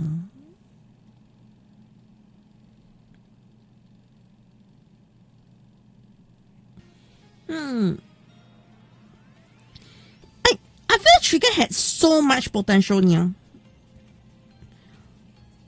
Like I love the start of Trigger, but after a while I just can't keep up with Trigger. Like honestly, I was super hyped for Trigger. Okay, but I felt Trigger dropped the ball too much because it was trying to be. Okay, he was trying to be Tiga, but he was also trying to be his own thing. You get what I mean? Like he's trying to be two things at the same time, and that is already busy enough. What made it worse was there's also trying to use Trigger to promote the Ultraman reboot and all. So it became like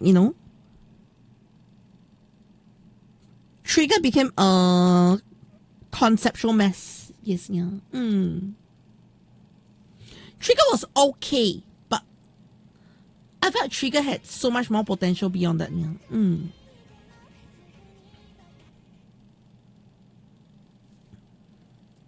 Yeah. Okay, ask me, Trigger has so much potential to be better. Yes, yeah. Yeah, Glitter Trigger was cool. I'm not gonna deny it. Like I wouldn't say like Trigger is like in my absolute hate list or what, but it was just disappointing that Trigger did not become the very thing I hope Trigger to be. Whereas what I appreciated from Deco, is Deco decided to, just yes, Deco is inspired by Dyna, new generation Dyna. But one thing that Deco has over Dyna, or rather has over Trigger, not exactly over Dyna, but the biggest thing Deco has over Trigger is Deco was his own thing. Yes, yeah. Like Deco never tried to be Dyna. Does that make sense?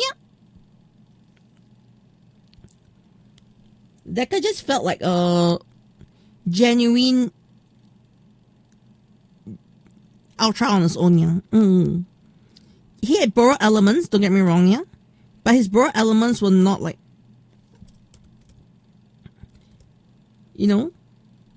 oh, this has to be a Deca thing. Does it make sense? And I think that was what helped Deca stand out. Yeah.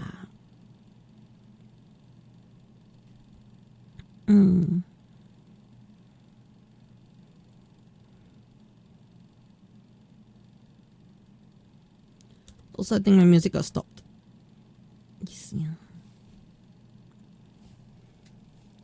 I don't like Deca. I see. I was supposed to capture its Tiga specialness, but it didn't capture. Who I love Rayev. Yes, yeah. Magic Knight Rayev is so good. Yes, yeah.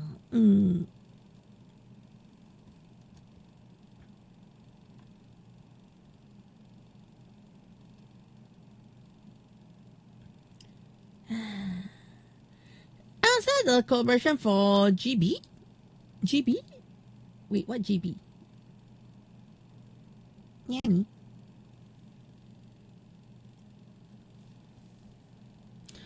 Godzilla Butterline. Naruhodo. My favorite moments is when it turned into Ultraman to fight human-sized enemies. Yeah, I always love that concept. Yeah. But one thing I absolutely love from Tiga as well is Tiga brings you on a journey. And okay, this is something that Ultraman does really well, and I feel like none of the other Tokus has done it. Okay, yeah? And I think Tiga is the best representation of it, yeah. When you watch Tiga, especially as a kid, okay, yeah, you don't remember that, especially as a kid, if you watch Tiga, yeah, Tiga feels a lot like,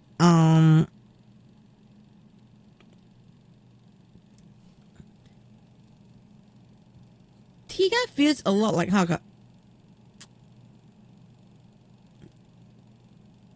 you're a part of Tiga. Yes, yeah. Tiga is someone you can relate to. Does that make sense? Yeah, something that you know. Okay, you watch Kamen Rider, it's like, oh, Kamen Rider is a what cool hero and all, yeah. But when you watch Tiga, it's like when you die at Tiga, it's like Tiga is in your heart. I don't know how to describe it, yeah. And I feel like Ultraman does this really well. Like the one that consistently does this really well, yeah, I think is Ultraman, yeah.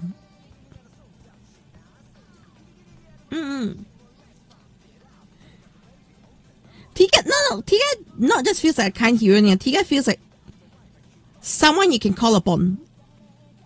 Like it's almost like you can almost believe in Tiga existing in real life, yeah. Does that make sense?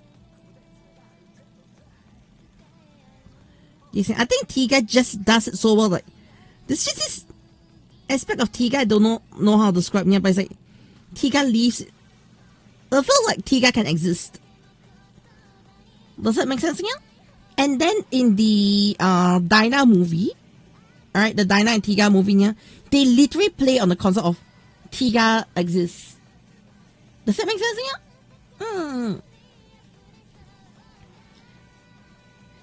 It's like a concept that no other series has done. There are other series that like the other Ultra series that does this as well, yeah. I think Nexus does it pretty well. Nexus Mebius.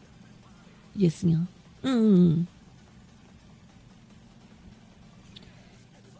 Like they somehow can capture the aspect that usually isn't that easily capturable. Does that make sense? Yeah.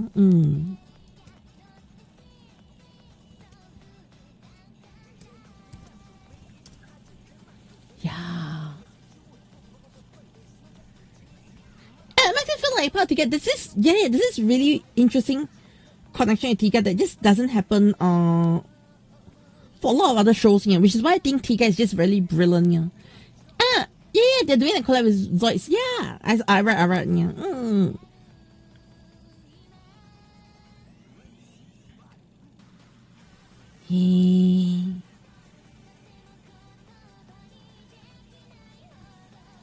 Ears hat.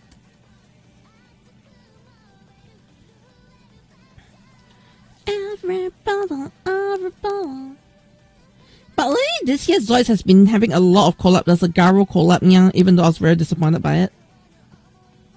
Yes, yeah. And I think this year is the anniversary for Zoids anime or something like that, like some anniversary, yeah. So I think that's part of the reason why there's so much things happening for Zoids this year. Yes, yeah.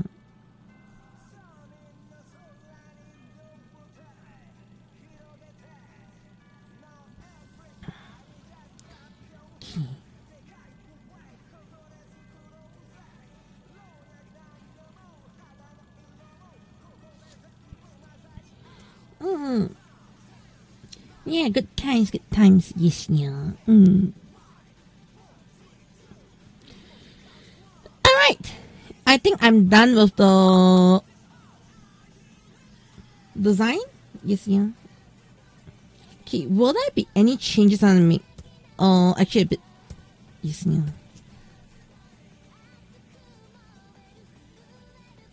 I think I need the grey to be a bit darker. That's about it. Yes, yeah. I think everything else can stay.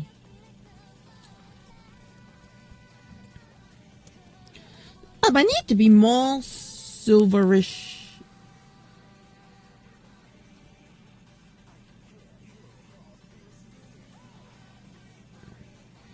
Silver means I need to go for blue. What's my blues? Blues or purples actually? Yes, let's go for purple actually.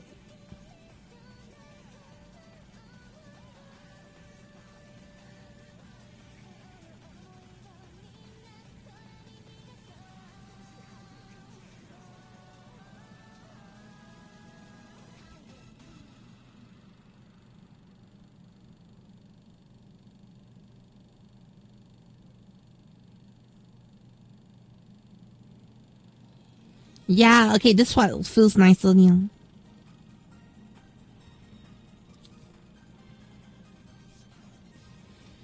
Hey, so the only white is gonna remain here is gonna be the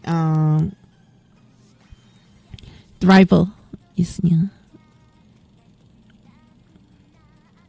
Okay, then even this one, change up. Nya, nya, nya, nya.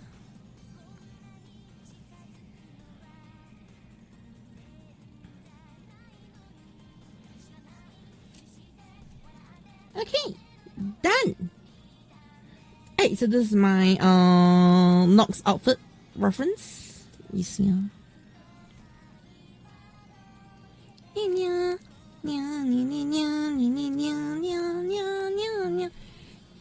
blushing is adorable. AriNyaTou. Psycho. All you need is a Baku to bully. Yes, yeah. Tiga is what started Heisei Ultraman generation. Yeah, it does. Yeah. But Tiga was just so well done. Those are the things. Yeah, like starting a generation is one thing, but I feel Tiga also defined the whole generation. Yeah, in my opinion. Yes, yeah.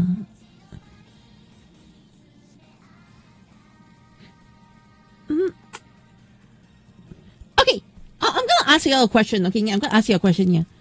Tiga represents a generation of Heisei. Kuga represents a generation of Heisei. Yeah? But what represents Super Sentai?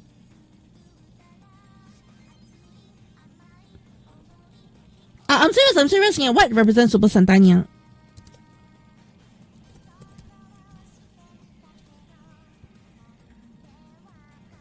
Well, I actually do not have an answer.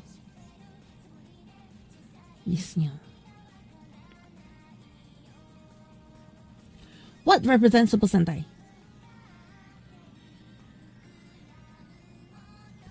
I've been looking for answer that. Yeah. Okay, I'm not a very huge Super Sentai buff, yeah. So I don't like say that. Super Sentai can be represented by A, B, C, D, E. Yeah. No, I don't believe I can say that. Yeah. So I actually do want to check. What do you think represents Super Sentai? Yes, yeah. I've got no answers. None, actually, right? I'm not capping. I'm not being lazy or what, right? There's nothing that represents Super Sentai in the aspect right now. Yeah.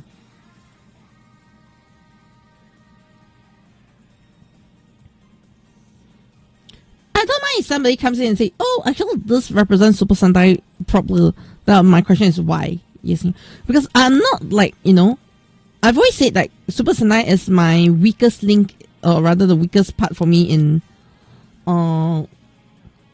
my Toku fangirling. So I'm always open to listening to what people have to say about Super Sentai.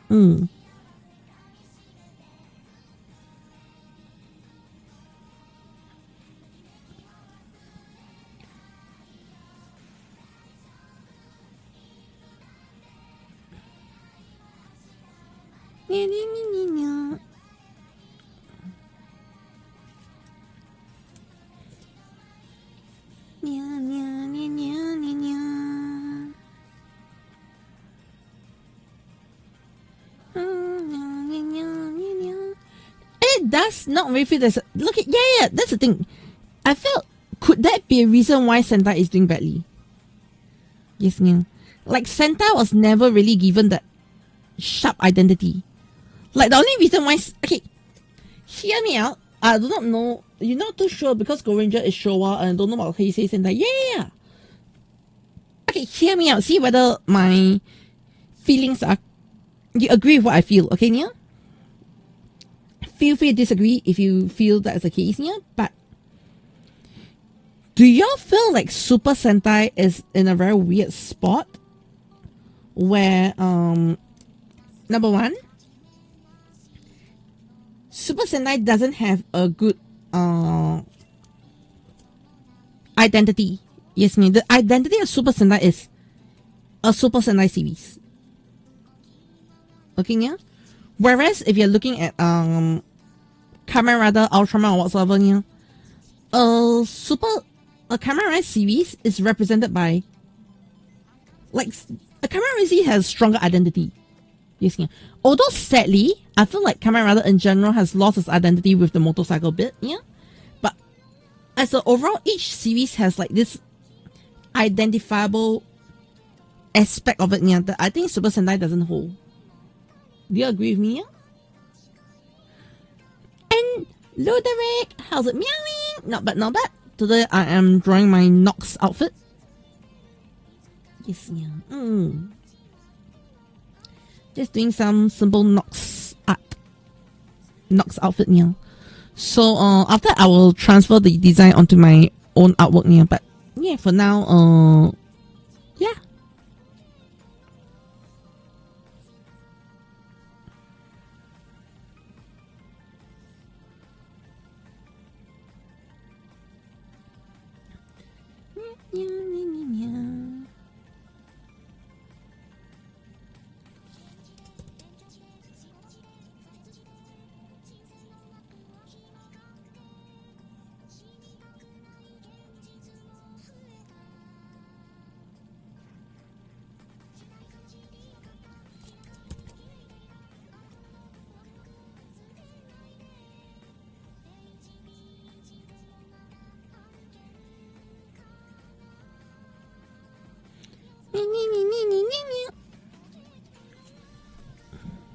Monster.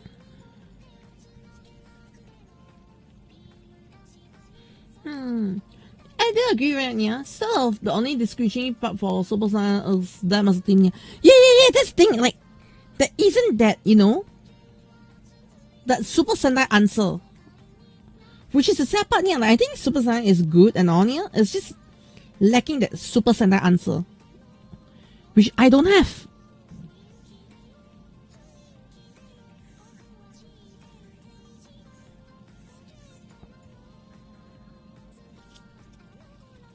Right?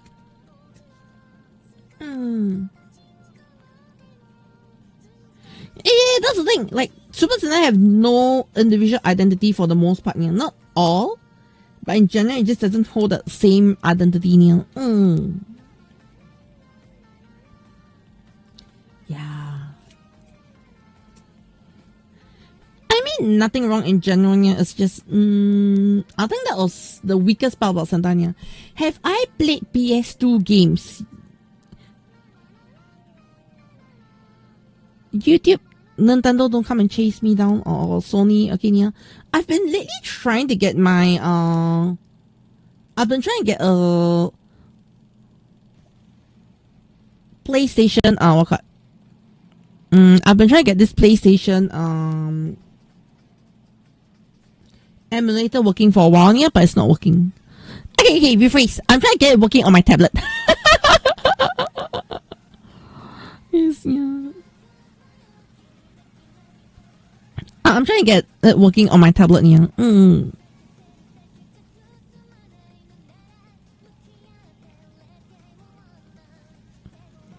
Because I was like, you know, sometimes I just want to like do a bit of PlayStation gaming or some retro gaming, yeah. But I've not figured out how to get it working. You see, that's all.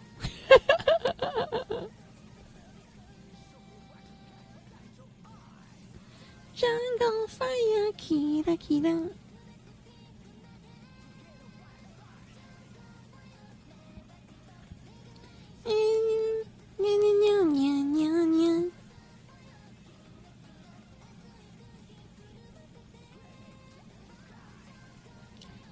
kira kira. Oh. Among us only Sentai plot devices and trope me. I'm not sure if because Go Ranger is a Showa. Yeah, that's the thing. I feel like Sentai never had that clear definition of what it is. Yeah. And I feel like that might be the cause for Sentai's downfall right now. Am I making any sense here? Like, I think a part of it is weak branding might be what caused Sentai's downfall. So,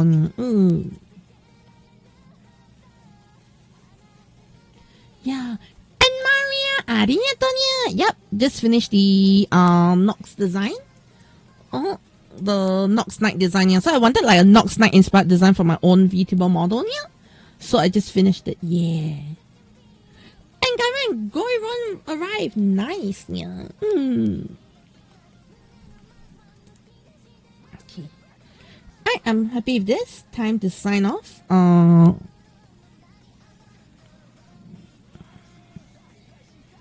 Nox design. No credits.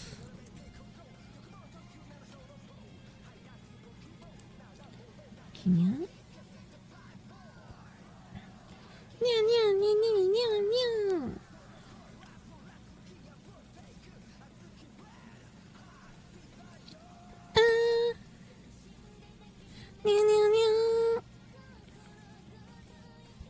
Okay. I'll sign it with the hard brush. This one, I'll just hard brush now.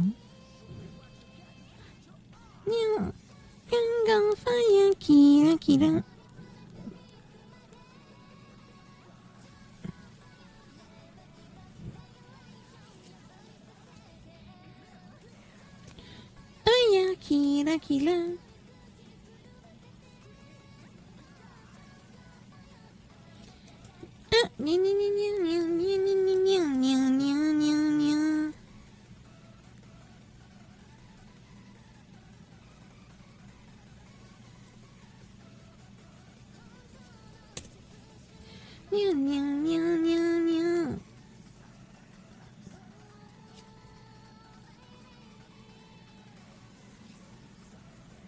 Okay.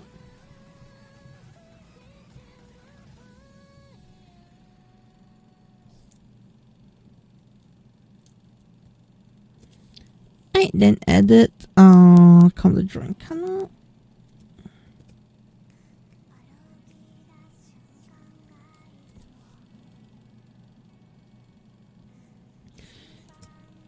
Okay.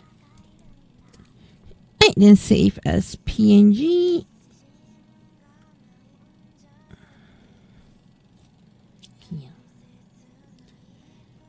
Then using my favorite brush that I designed. It's actually just my website brush. And I always felt I was a bother to put my website around here onto a lot of things until I found how to do this website brush thing. And I was like, holy shit, this is a life changer here. I can just stamp my website over. Because I used to have like a PNG image for me to gather my website details when I need to.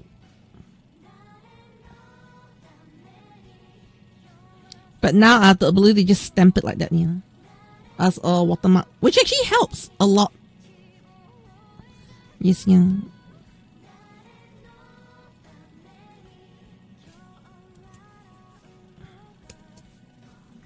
That's so amazing, AriNyaTou. Tika is what? Tika is my husband, though. Yes, yeah. Yeah, okay. So, export all more socials.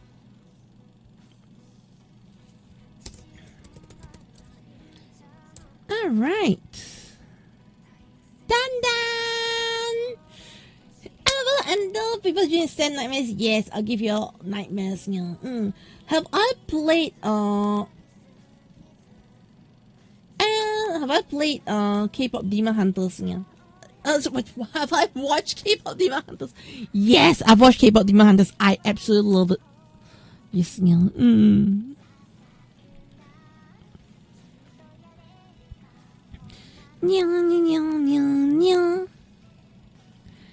Dare no tame ni. I think I'm quite really never die, girl. I know, right?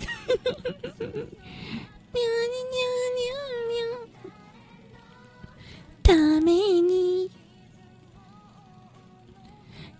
I never send nightmares. Nyani.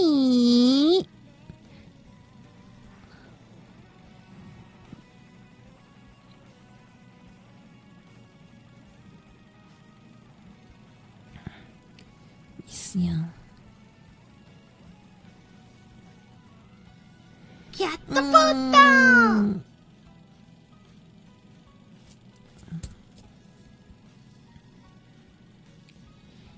Okay.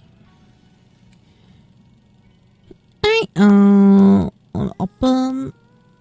Tamini. Nya.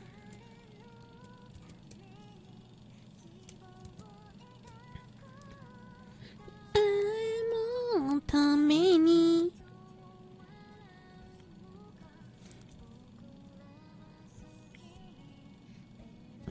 Okay. So the reason why I open it separately right now is I want to get some of the colors in. So this is what you call the color reference sheet here. So it's actually very important when you're doing like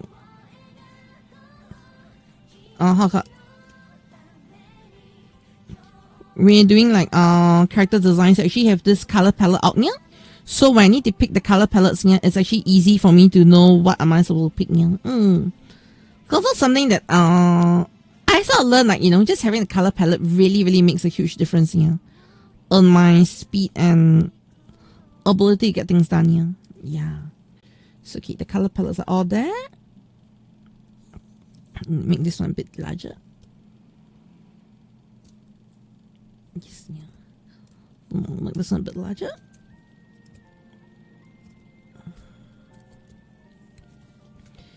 Okay.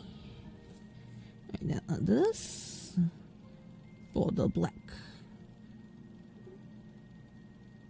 There we go.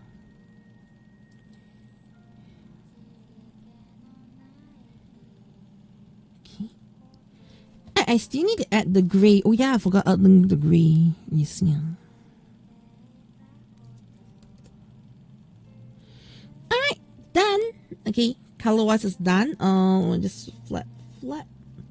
Okay. Save as PNG Kochi Nox Night Ref Sheet. Okay. Block it out. Import from device.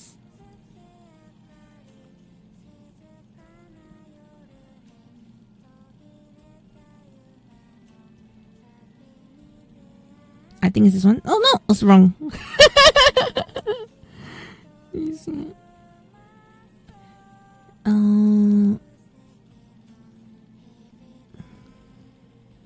this one?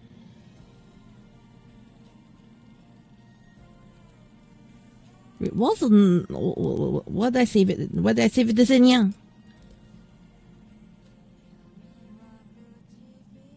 Clip Studio.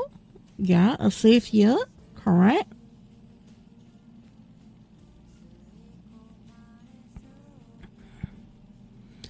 I'm in a Clip Studio folder. Okay. There you go. Okay, now. It's in. Yay! I'm gonna uncover the national secret. I know, right? Yeah. Okay, but yeah, today I'll be ending stream here. I'm gonna earn a bit early, yeah. It's because tomorrow I actually need to be out early, anyways, yeah. So yeah, come early, and I'm gonna miss all of y'all. Yes, yeah. Hey, but also do remember to check out the giveaway. Don't miss out on the giveaway, yeah. There's a chance where you get some Caturteer art for absolutely free. Okay, but do read the rules though. Actually, to be fair, the most important rule is don't make me design things. Okay, yeah, I'm not a designer by, like, I don't mind designing. Okay, yeah, but for this giveaway, I'm not doing a design. Yeah. I will do like a design for something else. And yes, Nagisa loves you. Yeah, you just got here. No. But yeah, I'm more or less almost done with today's stream already. Yeah, because I'm working on things. Yes, yeah. Actually, you know what? Also go Ivan, yeah. Bye. I feel sad leaving everyone alone. Yes, yeah. Tony, you can join us on Monday. Yes, we'll be watching on Monday. Yeah. I don't think. Okay, I will be home by stream time, but I think I'll be so dead. Like, you know, my energy levels be. But what do I ever plan a Discord in future? I actually have Discord. Yes, yeah. And remember, Temples, you can hop on the Discord, join us for watch parties and all, yeah. Yep, Discord is over there. So, this week we will be having, next, I think it'll be next week. So, I actually do watch, like, the weekly Toku episodes, yeah. Yeah. Okay, and also there's going to be one weekend in December that, we need to delay by 2 days. It's, yeah, the Christmas weekend. Yeah, Christmas week, the weekend before Christmas, yeah, will be delayed by 2 days because I'll be busy overseas. Malaysia! Yes, I'm going to Malaysia again. And the episode zats. Yes, yeah. Okay, well, thank you so much, everyone. I will see all of you again next week, okay? Fret not, I've got artworks to go up on Twitter, so if you want to not miss out on the things I work on here, do remember to check out my Twitter. Yes, yeah. Okay, that is also gonna be a great place for y'all to find stuff. Yes, yeah. Also, okay. Quick update. Not a quick update, but a quick. What's the word? Yeah. I want to check if any of you can give me some insights here. Have you all ordered anything from those who are staying in the US here? Have you ordered anything from China or Asia in general over the past few days here? Be it Christmas gifts or whatsoever here. I want to know something right now here. Because I'm trying to figure out how am I supposed to ship things to you? Yes, yeah. The reason why I'm asking is tariffs have become a very huge problem. I believe you all know tariffs have turned the whole scene upside down here. Okay. And my biggest concern is you still have a board game coming in here. Yeah. I'm curious to know how is it going to reach you here. The reason why I'm asking that is because I just saw some videos and it was very, very disheartening. Yes, yeah. It made me panic a little bit. Yeah. Actually, you know what?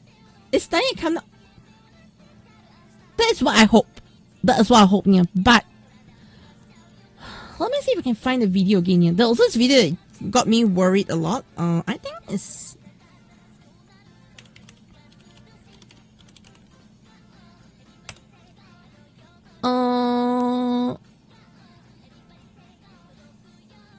Okay. Well, let's go on stream for a while longer. I don't think I have an issue with it going for a while longer here because there's something I want to like talk about. Yes, yeah. There's something I do want to talk about here. I think it's style theory. Is it style theory? I think so. Yes, yeah. This okay. Tariffs are about to ruin your holiday season. Whether you celebrate Christmas, Hanukkah, Kwanzaa, winter solstice, or you're just looking to get a head start on your Black Friday shopping, this is what you need to know. Yes. Hello, And yes, Internet. Welcome just to Style chatting. Theory, the show that's giving you the gift of knowledge. 'Tis the season, and Yes, whether yeah. you like it or not, you are likely going to buy at least one present online this year. So that means that Yeah. you need to listen up. Now, this isn't the first time that we've talked about tariffs. It kind of affects everything we do with fashion and style. But now it's coming for something even more important: your holly jolly holidays. So let's Yeah, sit down okay, around the so- fireplace and hear the holiday tale all about the new Grinch coming for what's under your Christmas tree. Looking at- Your holiday equivalent. It is a tale of escalating tariffs, the rising prices of your presents, and what, if anything, you and your favorite store can do about it. Alright, so here's the problem. My worry is tariffs this year are really bad. I'm not too worried about. Okay, if you all have to pay, you all have to pay. Alright, yeah. But my concern, because I am there are some delays here, mostly because the cat ran out of cash. But anyways, alright. I ran out of funding, so I'm focusing on surviving first. Yeah, so I'm still alive. Don't worry. Okay. But I do intend to start selling merch overseas soon. Okay, yeah. So a couple of things that went wrong with my merch launch. Number one is I've got 2 suppliers that failed me, so I'm trying to find replacement suppliers here. In the midst of finding replacement suppliers here, I kind of blew my budget on the prototypes here. So until my prototypes are sorted out, I refuse to open my store here because I do not want to send y'all half big items. Secondly, I was planning to release a series of keychains, and I have completely cancelled the entire range of items because I am no longer confident in selling that series here. Plus, I don't feel comfortable selling a series. I'm not comfortable and not confident. Yes, yeah. And that's Ghost Ridges. I was actually planning to draw like, you know, a whole bunch of chibi Ghost Ridges and selling it, but then just wait for my Omega set. Anyways, alright. That's the one thing I'm working on here. Yeah, so the one that we saw, I'll try to launch everything ASAP here.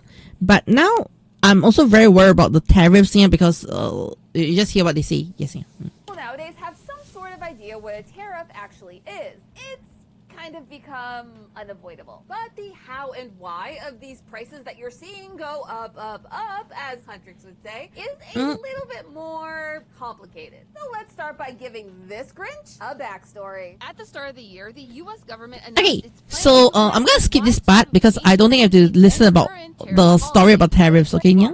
To ship to your the item is and where it's shipping from. When it comes Yep, to the okay, item this part- itself, there are 2 types of tariffs that it can face. One is where the tariff is based on the overall cost of that item, aka an ad valorem tariff. The other is when that type of item has a fixed rate or a specific tariff. Specific tariffs are usually saved for industrial items like steel or common types of items like, say, a wristwatch. Ad valorem tariffs, on the other hand, require each item to be evaluated for its value to impose a tariff. Let's say you paid $40 for that Labubu. Well, if there is a 2% tariff on the total cost of that item, then you are going to pay an additional 80 cents on that import, meaning that in total you pay $40.80 to get your one Labubu.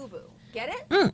Good. And then there's the place of origin. Because the government typically has to individually negotiate with each country it's importing from, the actual price of that tariff isn't always the same. And depending on the size of the item, the material it's made out of, and what type of product it actually is, among other things, that tariff tax can differ even more. But it didn't all happen at the same time. A large part of what makes it difficult to understand the direct impact of changes to tariff laws on your holiday shopping and, of course, your bank account is that it's actually an accumulation of many tiny decisions that have merged together to form this one Grinch. Now, yeah, so right now, because there's so many things happening, like every day I hear tariffs, then it changes for one country, they change it for that country, yeah. And then, you know, China, okay, yeah, I understand, right? China, US have some complicated relationships, yeah, so, it turns out to be like, if I get some of my supplies from China, yeah, I ship it to y'all, it's gonna be treated differently. Does that make sense? Yeah. So that's my other worry. Getting into the thick of how tariffs are going to affect your holiday shopping, but I still wanted to share one little trick that I know: gift cards. Whatever store you Okay, so gift. I'm not gonna listen to the. So you can get gift cards from me. Okay. Yeah. Give your son to the tariff prices that we're seeing this holiday season has been a bumpy ride, to say the least. As this chart from Axios.com illustrates, over the past year, the average tariff cost has been in flux. At the start of 2025, the average tariff was sitting around 2.4%, which was already up from the previous 1.6% back in 2017. Since the rollout began in February of 2025, tariffs have jumped between an average low of 6.9% to a record high of 28%. As of the recording of this episode, there is a minimum of a 10% tariff on all imported goods. Okay, so the thing is, if let's say there's a minimum tariff of 10% on all imported goods, yeah, I actually have no issues because, you know, it's just going to be a standard 10% and I don't have any worries. Does that make sense? Yeah? Imported goods from specific countries like China, Mexico, and Japan have been given higher tariffs. And most of the U.S.'s other main import partners have what is called a reciprocal tariff, meaning that if a country, like say the fictional land of Genovia, had a tariff of 14% on U.S. imported goods, the U.S. would counter that with a 14% or more tariff on the goods imported from Genovia into the U.S. Technically, tariffs are meant to encourage shoppers to shop within their own country. However, with how global the economy and marketplace has gotten, it's not quite that simple. Many U.S.-based businesses still import goods from other countries to be able to produce their own items, especially small businesses. But because most small businesses are not ordering at a huge scale, they used to be able to avoid getting grinched by tariffs thanks to the de minimis exemption. This was a legal loophole that let any import under $800 come. So I used to be able to send your things through the de minimis exemption, yeah? Right now I can't. So that's the biggest issue, yeah. Into the country duty-free, meaning without paying a tariff. But as of August 2025, this was suspended for all countries. TLDR, it's gotten very, very pricey to bring anything into the US, but that's only part of the problem. Y'all, the tariff Grinch didn't just raise prices. They dropped them, raised them, dropped them again, and then raised them Yeah, I have no idea. It actually caused a situation that is scarier than the actual Grinch itself. It is. That's what I don't understand, yeah. We're planning our holiday budgets and checking them twice. We are trying to take our dollar and stretch it as far as it can go. Pew! Look at it go. But that's a little hard to do when no one, not the consumer or the company, knows what an item is going to cost from day to day. But while we which is actually a very huge problem. Problems that we're facing, we can break this big unknown. Yeah, so because of that, I really do not know how to price my things for y'all. Does that make sense, yeah? Like when I sell things here, I'm like, how the heck am I supposed to sell like price things here? The thing is, yes, I might end up doing something like, you know, I'll ship globally except the US, which is not gonna be fun for y'all right now. Like imagine I have all my merch out, and then it's like ships globally except US. Yeah, y'all feel like super left out and super upset right now. Don't you agree? Don't you agree? That's why I'm trying to figure out this whole tariff thing myself now. Down into 3 less scary presents for us to unwrap and understand. Yes, that's Comic-Con is coming. Yes, yeah. And what superpower do you have, Tony? Yeah, Comic-Con Singapore is coming. Yes, yeah. Comic-Con Singapore is next week. Yes, yeah. Presents with 3 P. The first P stands for prices, which is the most. You have an address in Malaysia. Yay! I'll ship to Malaysia then. Obvious problem when you're talking about tariffs. If you live in the US, you've already seen the rising prices over the last few months. But when prices go up, who pays for it? No, it's not the Grinch. It's everyone else. When it comes to paying tariffs, there are 3 levels of where that payment can come from. Level 1 is the company itself. Whenever I'm the company. I'm the company. I can't afford. The US, they pay. I can't afford to pay the tariffs myself. Yeah, if not, I'm earning $0, literally. Tariff.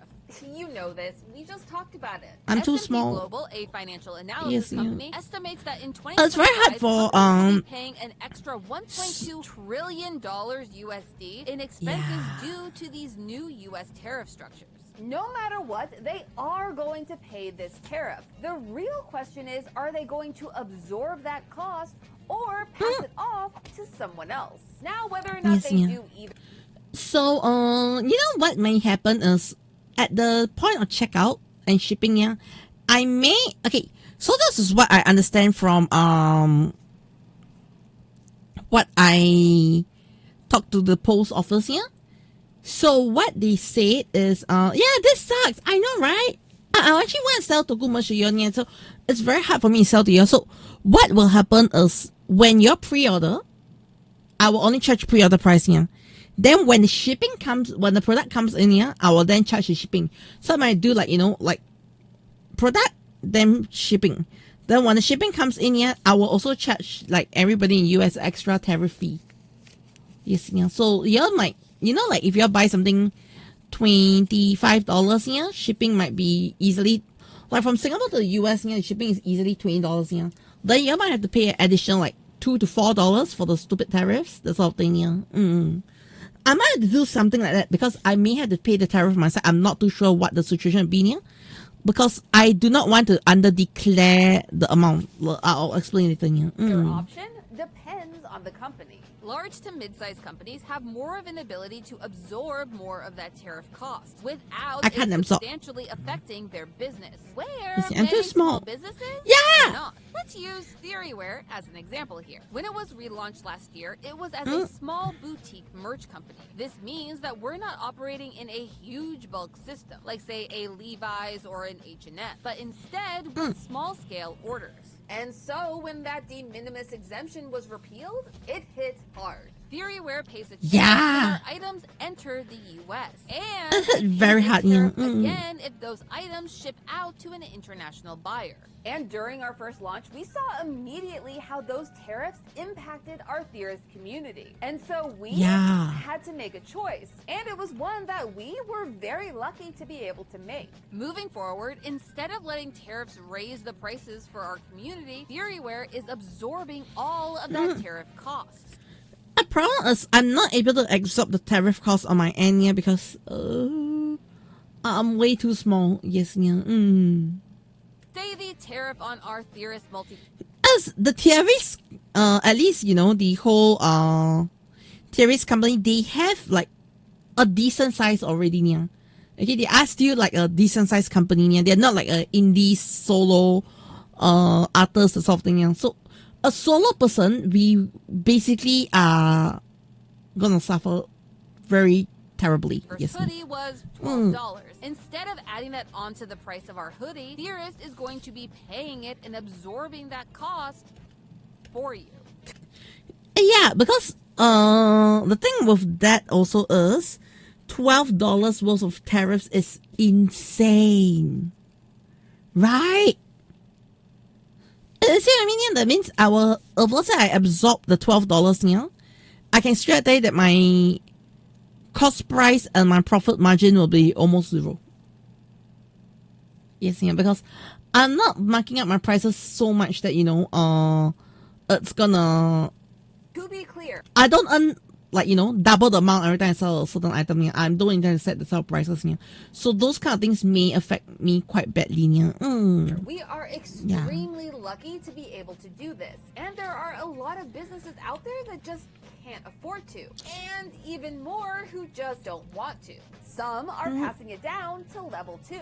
The vendors. For store owners who buy items from other businesses to then sell in their stores, they try to offset those tariffs by making the people they're buying those items from pay the full tariff, or splitting that tariff cost between the two of them. I know, that can sound really shady, but it's actually a great way for small businesses to try and stay afloat without having to raise their prices. And pass that tariff cost on to level 3. That's still a lot. the of customer. pain here. An article from CNBC estimates that between 50 to 70% of tariff and then it'd be a lot more personal about it. Yeah. Holiday shoppers just like you. And a study by LendingTree found that the average American will be paying an extra $132 this holiday season. Remember, Yep. that's on top of your already planned holiday budget. So if Exactly, you were planning yeah. to just spend $300 this year, suddenly to get those same items, you are having to spend $432.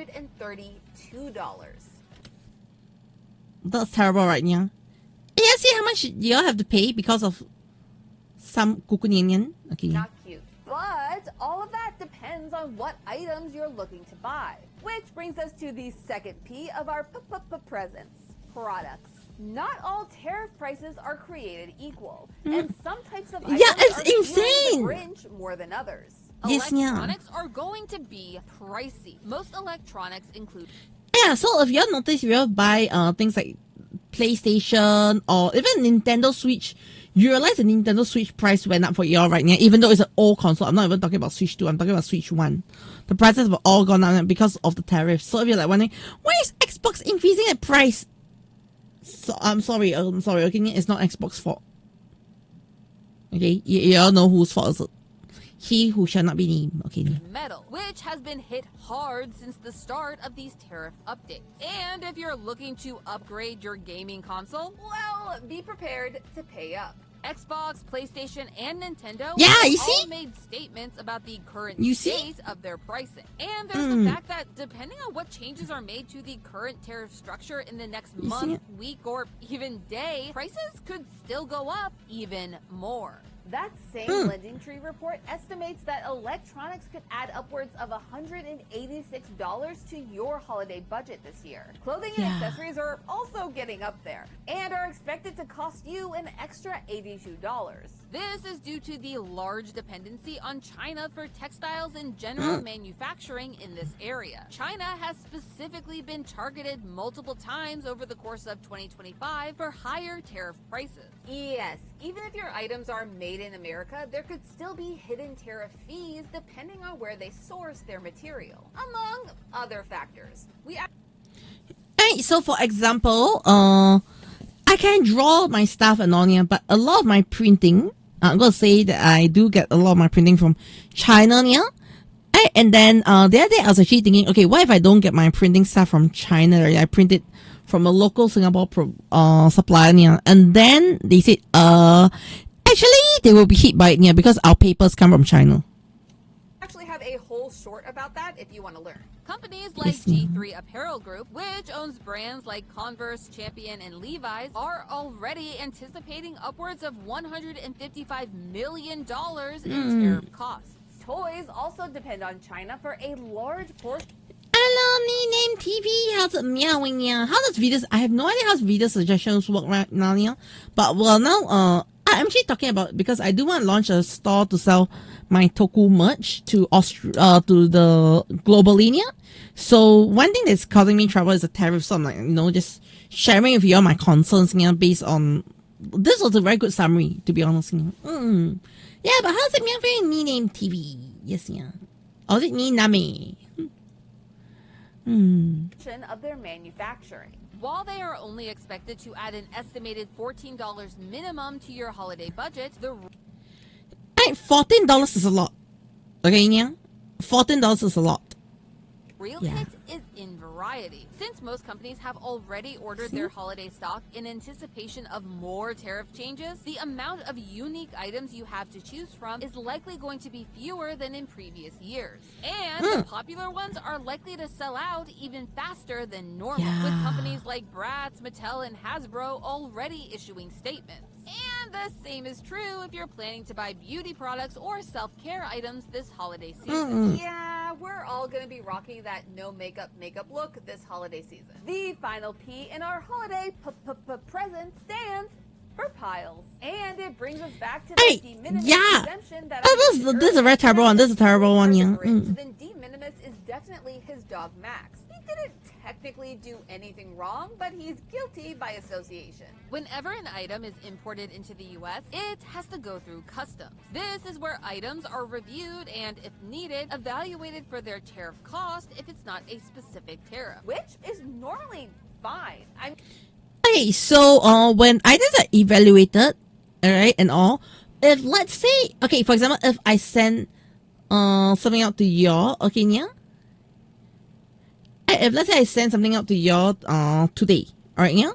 By the time it reached the US, okay, if let's say he who shall not be named increase the tariff cost, yeah, y'all will be charged by the post office to pay extra tariffs to get the item delivered to you.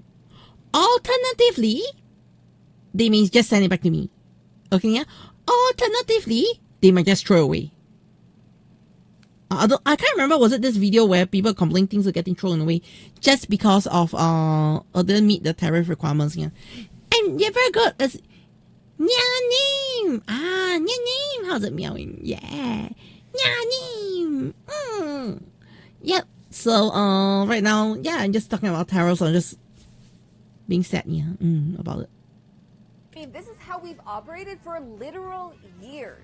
But with the suspension of the de minimis exemption, suddenly things are a little backed up. To put it simply, customs is constipated. Where previously packages under $800 would not be stopped, now they have to be checked. Now, if we were only talking about a few hundred extra packages, things would probably be fine. The problem comes from the fact that most orders by the everyday shopper are a small value package that would have fallen under the de minimis exemption, except now they can't.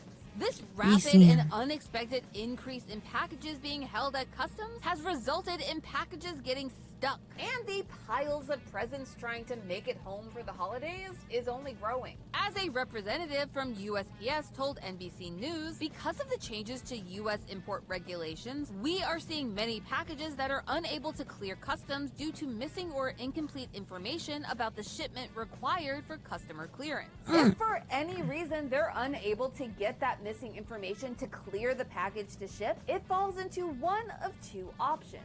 Option 1, it gets shipped back to the original sender. This is the preferred. Yeah, okay, ship back to me is the preferred outcome. I was like, yeah. Outcome, as it typically results in a refund and lets you resolve the issue with the person or store that you placed the order with. But option number 2 isn't as easy to fix.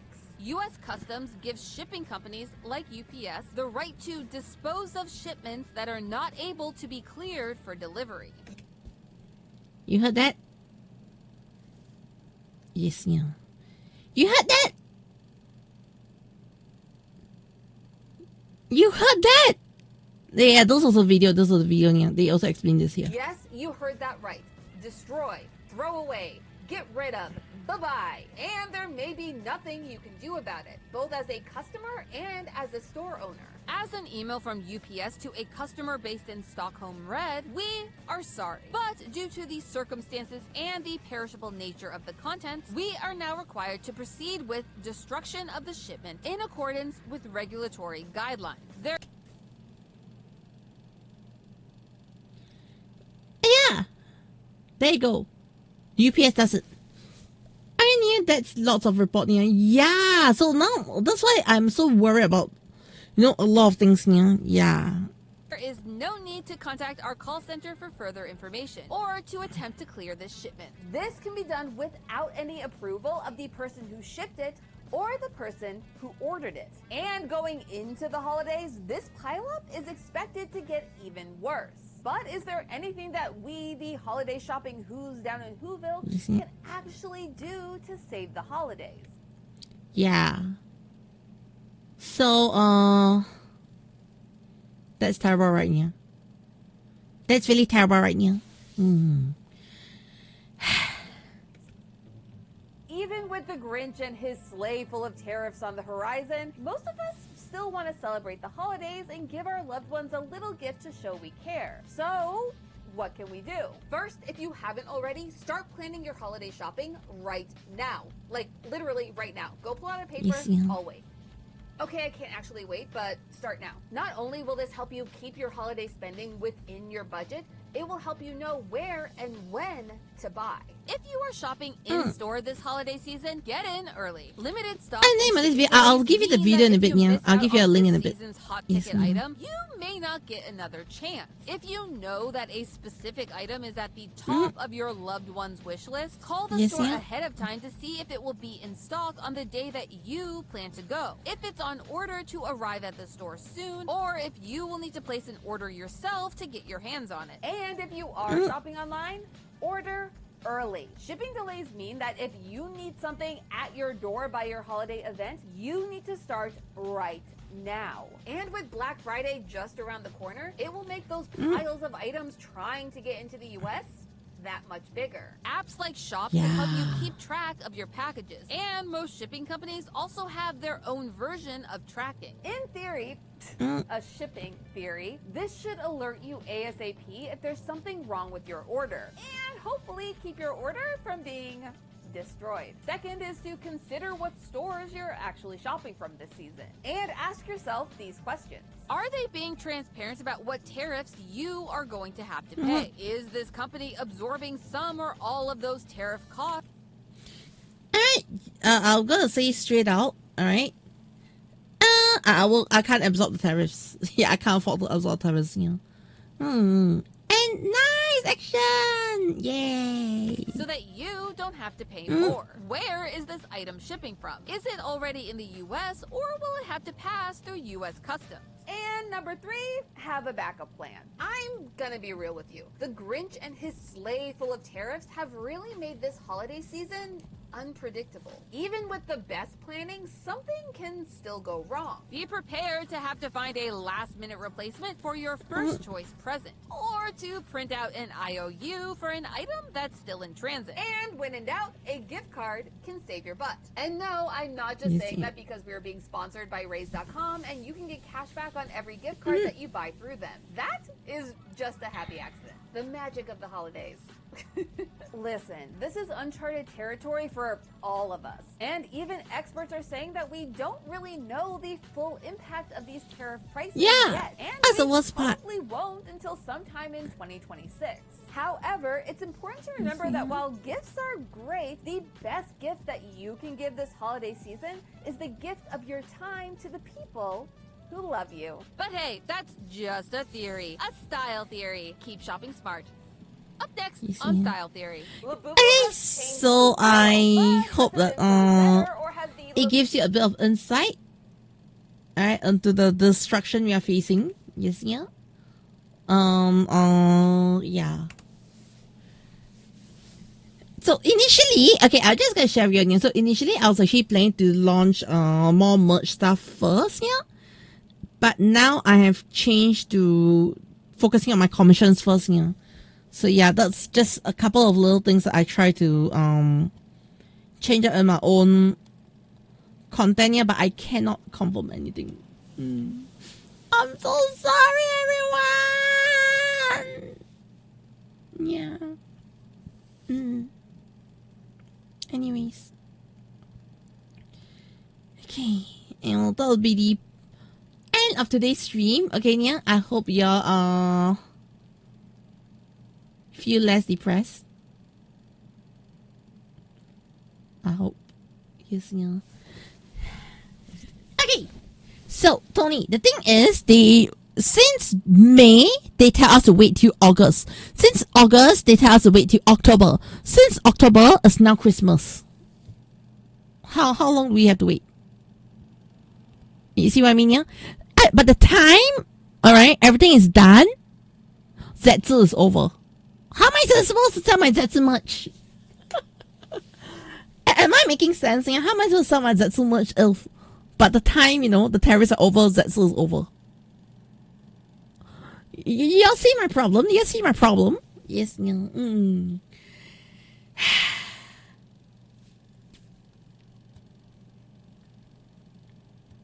Yes, yeah.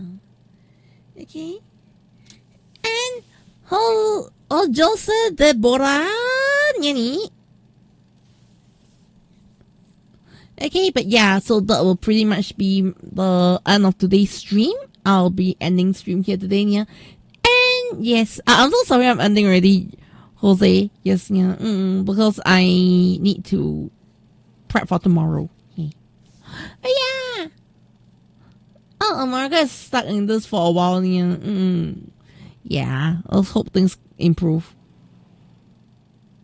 Okay, yeah. So anyways, thank you so much. And you're new on my live video. Thank you so much, yeah, Kashinoki. But I'm ending stream like now. Yes, yeah. I'm so sorry. By the time you came in, I'm about to end stream, yeah. But do remember subscribe and hit the notification bell so you won't miss the next one, yeah. So usually on this channel I do more art streams and stuff, yeah. Okay. On my Caturteer channel, if you're on Caturteer channel, I do more art streams then, yeah. If you're on my tokusatsu channel, yeah, we watch Kamen, Super Saiyan, all those stuff, yeah. And we talk about Toku stuff more often, yeah. Today is just an interesting day where I'm just drawing Toku, so I decided to stream both sides. Yes, and Twitch is Twitch.